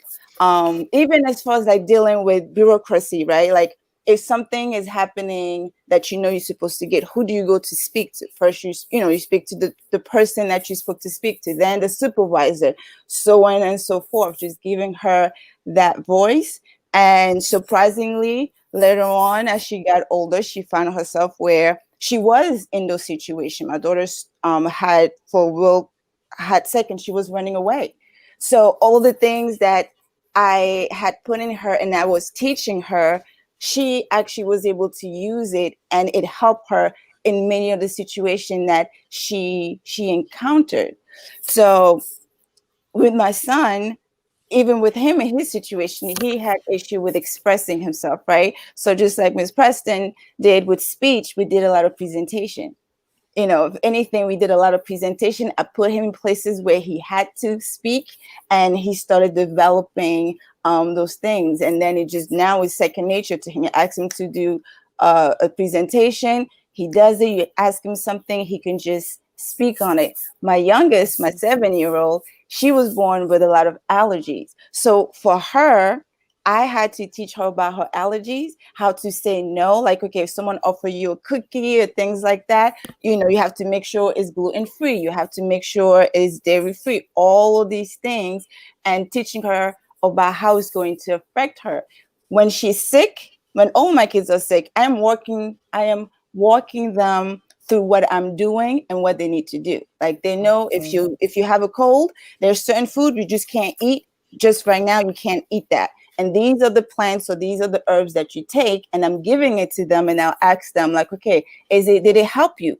Is it working? Was it effective? And then they'll say, yes, it works. So they know, okay, this is what I take when I feel this way. If it's not working, then I'll switch it up, and then I ask them again, well, tell me how it's making you feel. And then they'll let me know, well, you know, my headache it's a little bit better, or there is no change. And then I'm just walking them through it so they know and understand the process. And it's not just me doing and then they're just receiving and not knowing it. So that's how I've been doing it with them. And I see it. What I like is seeing it happening and taking place and be like, okay, it helped. Okay, it's working. Like the 7-year-old now, you know, she doesn't take things, she doesn't feel good, she knows what to do. And sometimes I have to be like, well, why didn't you just tell me? She'd be like, oh, but I know this is what you give me, so that's why I went ahead and just took care of it myself. So that's my way of doing it when it comes to life skill. Well, as you can see, because we're addressing the question from T, as you can see, T, there are a variety of different ways that we all tackle life skills in regards to our child. And as you can hear from the thread, is pretty much on a child by child basis, because what I do for my son is not necessarily what I do for my daughter. Mm-hmm. And in some cases, my children is what gauge what they need at that time, what type of life skill, what is a teachable moment, so that they can be self-sufficient and be able to take care of themselves. But they have this next question. Let me see. She said, thank you, Tina. Do the panelists actively pursue their child's area of genius for a potential career within the homeschool? I can already say yes. But I mean, everybody on here already like, yep. But you know, we're gonna do the round table anyway. Yeah. We're gonna start with Hawaii. Lanita. Hi. So yes, each one of my kids, I mean, you don't graduate a child at 17 from college without already having built in their interests, you know, into their homeschool day. And that's what we basically built their whole curriculum around. So, I mean, if they were reading or researching anything, if they were doing anything for English, I would usually remove what the subjects the teacher would say, you know, because we did a lot of online or, you know, box curriculums for English, math, and some sciences. So I would take out the teacher's recommended story and say, okay, I want you to create your own resume.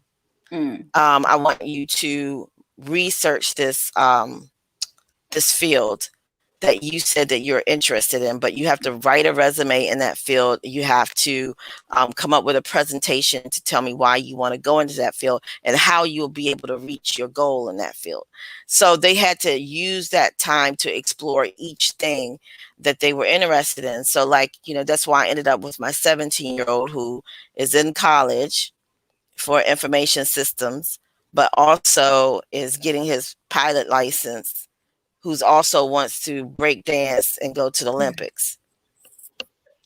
So I love it. you don't pigeonhole them, right? You just incorporate that in everything that they're learning. And when you bring them to the table, that's what they tell you. Hmm. So Exactly. And let's have Lacey. Your children are pretty young, so are you in this area of actively pursuing your child's area of genius yet? Yes, Are I you am in? actually. My son, he has his own Facebook page. He's an author and artist. oh, Um, Awesome. right right now he has about 30 books that he's written. You know, they're like 20-page books. That's And good. so he has his own little Facebook page that he goes live on, and he shows different crafts that he does because he also does different origami figures. And yeah, and during his constructive time, that's when he's able to work on his new characters for his comic books. And yeah, we focus around art and creating things. That's amazing. Journey, same question. Yes. So my oldest right now, she's doing culinary and she's learning how to trade. And like dancing is her thing. So I early on we focused a lot on dancing because she really was into the arts. But she's one of those people, like, she just loved to learn. You know, she's always loved to learn. So I had to introduce her to so many different things for her to kind of pinpoint what she wanted. And she settled on those three things. She wants to be a dancer and do choreography. She wants to do culinary as a chef. So that's what she's doing now. And then she also wants to do trade because she says she loves money. So I'm like, okay, so that's what she's doing. my my son, he the one that kind of like pushed me into nature. Like, his thing is nature, everything nature. When I wanted to teach him about just the human species, he told me, he was like, "Mommy, I don't want to learn about humans. I just want to do the animals." I was like, "Okay." So we just did the animals. He was just wasn't here about the people, because in his mind it was like, people don't take care of nature. They kill animals, they destroy things. I don't want to learn about them. I just want to be doing this. And we've been doing that. And he's working on his own business where he's going to be the one that's going to be taking children out and teach them about nature and different types of animals, because that's just his thing. My youngest, my 7-year-old, she's the architect. She's the builder. Since she was little, she used to like tear things apart. I was like, her in this hand, and she was very meticulous. I was like, okay, maybe she likes to build things. So I introduced her to Legos, and she was just took into me. She was like, I want to build a home. I want to build homes. I'm like, okay. So with her, she's all about creativity, drawing houses or building houses. That's her That's thing. awesome. So I just focus on a lot of architectural stuff for her, geometry, how to and then business, because that's what she wants to do too. She wants to make home for toys. She said, I asked her, "Do you want to make home for people?" She said, "No, mommy, I want to make home for toys." I was like, okay, so that's what we're doing. Yeah, that's the beauty of homeschooling. I Like with love it. my daughter, she absolutely loved the arts, dealing with theater, painting, learning about art. She loves writing. She has about 3 short plays. Well, no, not short now because she adds on every year. And she has her own TV show that she wrote out with characters. I'm saying when she write this stuff out, it's so meticulous that even she has the detail of when the character sighed as their face wept and they look with Oh, despair in the wow. eyes. I'm like, girl, like so and she wrote a couple books, but she's introvert and she like, I don't want to be the one to steal my work. So I'm like, come on, girl, you got to put one of them books out. You got to put one of them Yeah. out. So we're working on that. Whereas, and she loved animals. oh, I thought it was just, you know how your children get on something and you're like, oh, it's just a phase. Yes. Well, this phase has been lasting for 3 years and we're going into the 4th year. So she told me just yesterday, Mom, I really want to be a veterinarian tech. So I'm like, okay, so an actor, a screenplay writer, and then you're going to save animals. Yes. I'm like, It all fits together. It does. I'm like, okay. And then my son, he is the one that's into anything dealing with alternative sports. So he's not into basketball, football. He's into soccer. He's into things that skateboarding. He's very active. Someone told him, which I was so proud of, someone told him, said, wow, you're 6'2". Someone need to put a ball in your hand so that you can play basketball. He said, I don't need a ball. I use my mind. I was like, yes, that's what I'm talking about. You don't have to have a ball, but he's good with any type of sport. And he is, if I have a problem with my computer or tech or anything with fixing something, he's the person. He can build computer games. He can break it down. Now that's not my thing. Like my husband saw that he had a thing for computer game development. So he bought him this game where you have to develop games and then people come in and play on them and rate you how they like the game. And because he loved playing games and said, well, we're going to make this out of a course. And so that's what he does. And later on, he said he's going to be an anonymous YouTuber. He's not going to show his face until he get 1 million subscribers, and they're going to pay him a certain amount of money before he reveals his face. I'm like, oh, okay. So basically, everyone, homeschooling opens your children and yourself up to the skies. There's no limit. There's no limit. And as you can see, we have Lanita. She's over there in Hawaii. Her child trades. They go flying planes. I mean, come on now, teenager. Amazing. And then we have Journei, her naturalist. She have architect, and then we have already an author with 30 books. I mean, I don't care if it's 5 pages, he still did it. I'm just like, so one thing I want you to understand. Oh, she said, fantastic, ladies, Black excellence at its finest. The thing is, when you are homeschooling, you have, like Lanita said, I keep going back to different things y'all said, keep popping up in my head. You owning your flexibility. You have that flexibility. So your child can indulge in things that they are being able to exemplify their intellectual genius, things that makes them smile. You can be able to scope their whole learning experience around what makes them amazing. When they get up, they're not saying, oh, school. They're like, oh, what we're going to do today? Now, the only thing my daughter, she got to finish that math and stuff for 11th grade, and that's not her high point. But, because she was like, I can't stand it, but I'm going to get through it because I'm ready to graduate, like, for real. So, but everything else with my son and daughter, I'm just so happy that homeschooling became an option for me. I never had it on my radar. However, when it presented itself because of what went on in the public school system, I saw when my children can blossom and they became their self. They was no longer conformed to what's the popular, whatever, this or that. They was able to be themselves. My daughter is very creative with her dress. And I know if she was in public school, she wouldn't be comfortable with being so different because you're so caught into a bubble. And anything that's different, it looks at as being bad or you're weird. And it's just creative describing yourself. I mean, she just, because she's an artist, you know, she loves to put her stuff together. But it looks good. But I mean, I'm like, whoa, you go, girl. Confidence, okay.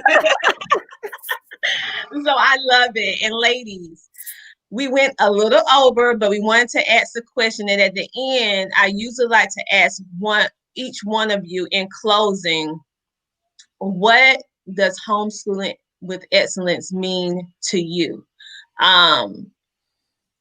Someone actually came in and said, public school is really a new thing. It has destroyed society. and creativity in some ways. But there are some good things that you can get. There are some good teachers that still left in the public school system. I know in my area, they're kind of hard to find, but there are some good ones. Well, I ones. actually disagree with that, because I think, we as Americans, we have a gift that we have choice. We do. And if I would have not been able to go to school, traditional school, I would not be the person I am today, because those the knowledge I was exposed to, whether it was his knowledge, his history, whatever, it was more than what I would have gotten at home, because my parents they didn't have that. I had a 14-year-old mom and a 17-year-old father. So, we need to be realistic and not down people's choices, because this is what it's about, is choices. And there are good schools, there are good teachers, there are bad schools, and there are bad teachers. There are bad homeschooling parents that neglect their child, intellectually. We cannot, sugarcoat that. So what I do say is, what homeschooling excellence means to me is owning my flexibility to give my child the learning experience that brings out the best in them and brings out the best in me as their parent. I agree with you on that 100%. Homeschooling really helped me. I found myself within the homeschooling journey. I never knew how I learned, but in my how can I say it? My determination to find out how my child learns and how I can better suit their needs, I was in essence able to find out things about myself that I never even knew. And I knew I wouldn't have found that out one for homeschooling. However, it helped ignite things in me. And if you want to homeschool. This is why this event is here, for you to be able to see a variety of different ones. You hear different opinions, different things that's going on within our perspective of what the homeschool experience is for us. And then you can branch off and say, well, okay, I want to try what Lanita did. Oh, maybe I want to try what Lacey did. No, I want to go with nature. I want to do what Journey's doing. Or maybe I want to be eclectic. I want to not be conformed to anything. I want to do a little bit of this, a little bit of that, a little bit of this. Yeah. That's the beauty of it. But like another point that Lanita mentioned, in case you guys missed it earlier when she spoke, is that homeschooling does not necessarily mean for every person that you totally take yourself from the public school experience, if that makes any sense. Like, say, for example, if your child need to have an after-school program, you can do that. Say, for example, they're teaching Spanish and you want to take advantage of that program and you want to delegate and use your tax-earned money, because we pay for it if our children don't use it or not. You can go. There's plenty of homeschoolers that are not taking it for academics. They don't go into public school for academics, but they go in it for extracurricular activities. So it's different things that you can do. But of course, every state is different. So you're going to have to check your state and see what it does in your particular state. But it's so many different options. So Lacey, my dear, what does homeschooling with excellence mean to you? To me, homeschooling with excellence means to create well-rounded individuals.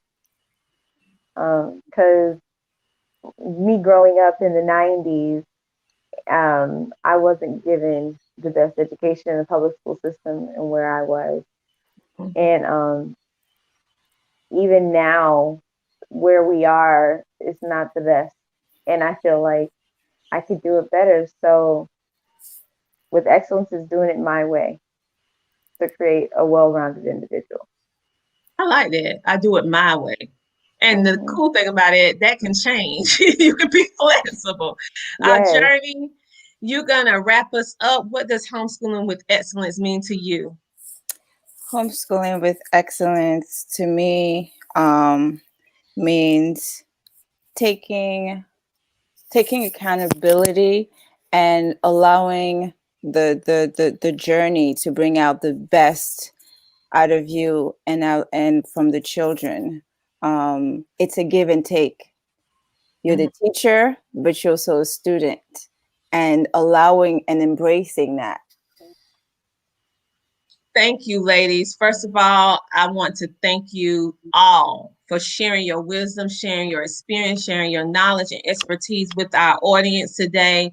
A special shout out and thank you to our amazing Lanita Preston, who all the way over there, you know, I say that southern all the way over there.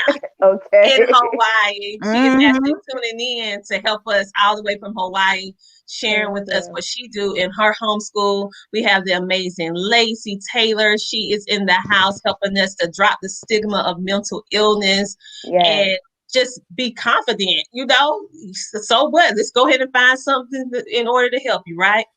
And we have our amazing, I call her our resident naturalist. Is that a word? I don't know. Yeah, naturalist. That herbalist, I'm going to make it up, put it in the dictionary.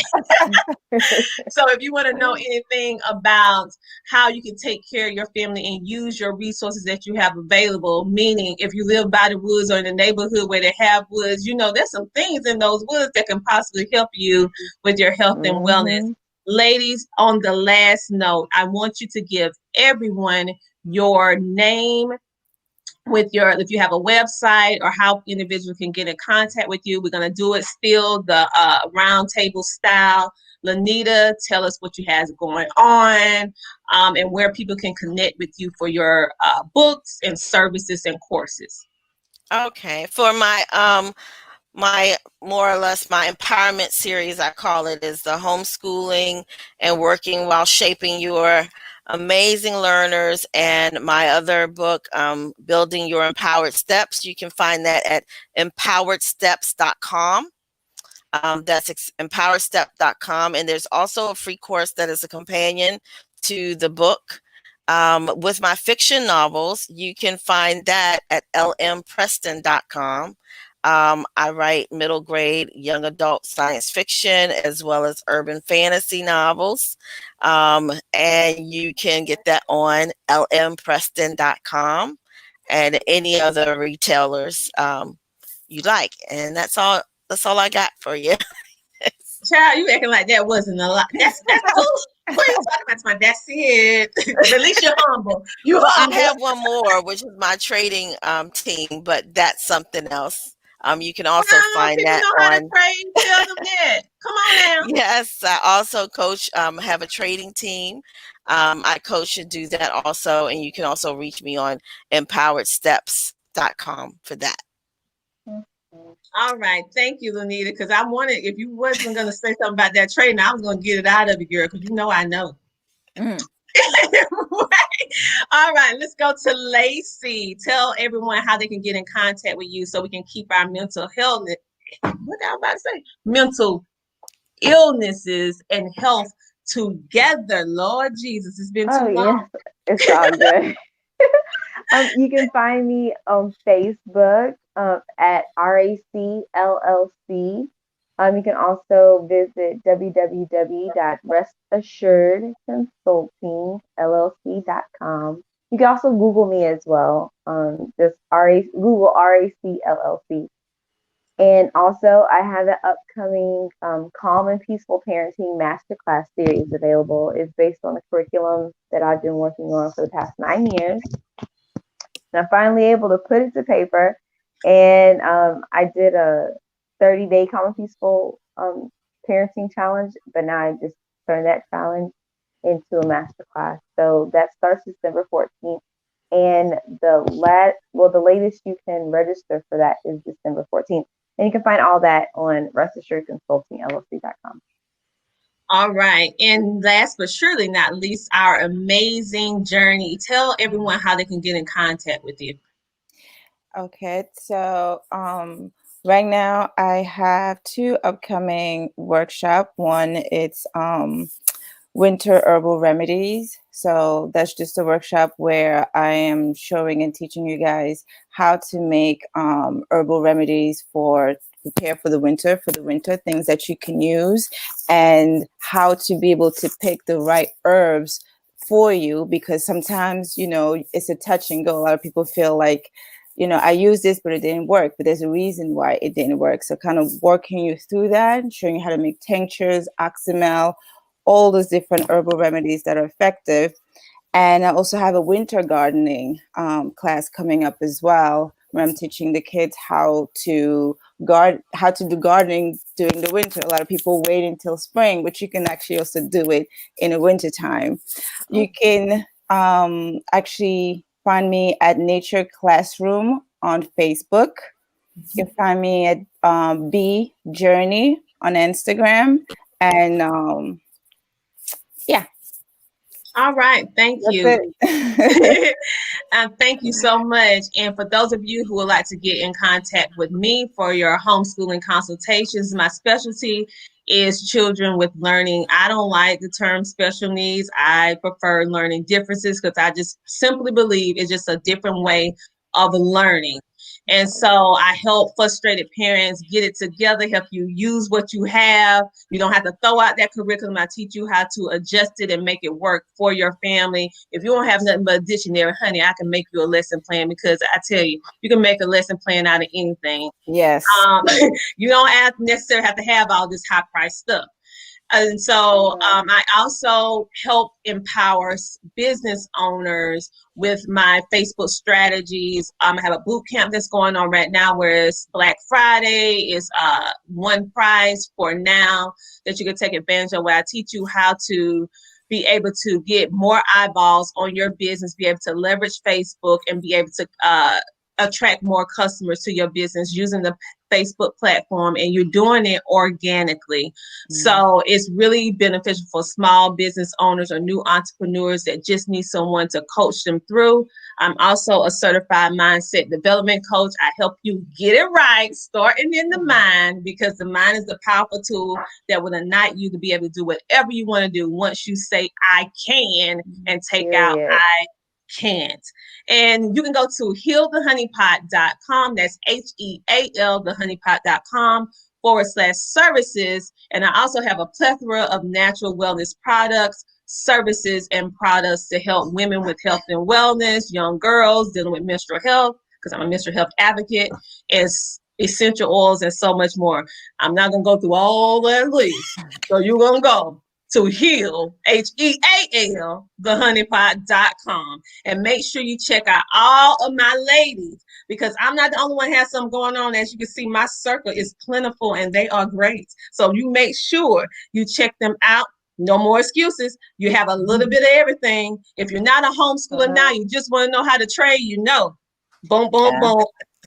There are no excuses. I had her say that for a reason, because it's very popular and I don't know how to do it. So don't ask me, ask her. And we have one last comment, ladies. Oh my, I don't know how to say the first word, but I guess it's Hawaiian. It says, ladies, Hawaii. Yeah, Kauai. Okay, that's from you, Lanita. She said, I would definitely be checking out your website. Love the panel. My daughter-in-law is from Kauai. Really? Yes. Girl, So that's aloha. That's from YouTube. We got some people all over in Hawaii tuning in, seeing our girl. She probably brought them all over here. Welcome to the panel. Well, with all that being said, I know we went a little over, but I did not want to cut the panelists off, because what they were saying was so important and you needed to hear it. All of us, we are extremely busy, so I didn't know when I could get my girls again together, so I let them just share it, okay? So on that note, those of you who are watching the replay, all the links and that you can get in contact with each one of them is in the description of each video on Facebook and also YouTube. So you can simply just click and connect with the panelists that you want to go further with. And later on, it's going to be uploaded to Homeschooling Oils podcast and Heal the Honey Pot TV, the Tina Ramsey Show. You'll be able to listen to all these amazing panelists as you are going throughout your day and working. We're making it very easy for you to homeschool with excellence, build that business, get yourself together, and have your best life, baby. On that note, thank you, ladies. Bye. Bye, guys. Thank you for coming today. And tune in for day 3 tomorrow. We're wrapping it up. If you missed day 1 and 2, see what you missed. You better make sure you get on day 3. Let's talk to you later.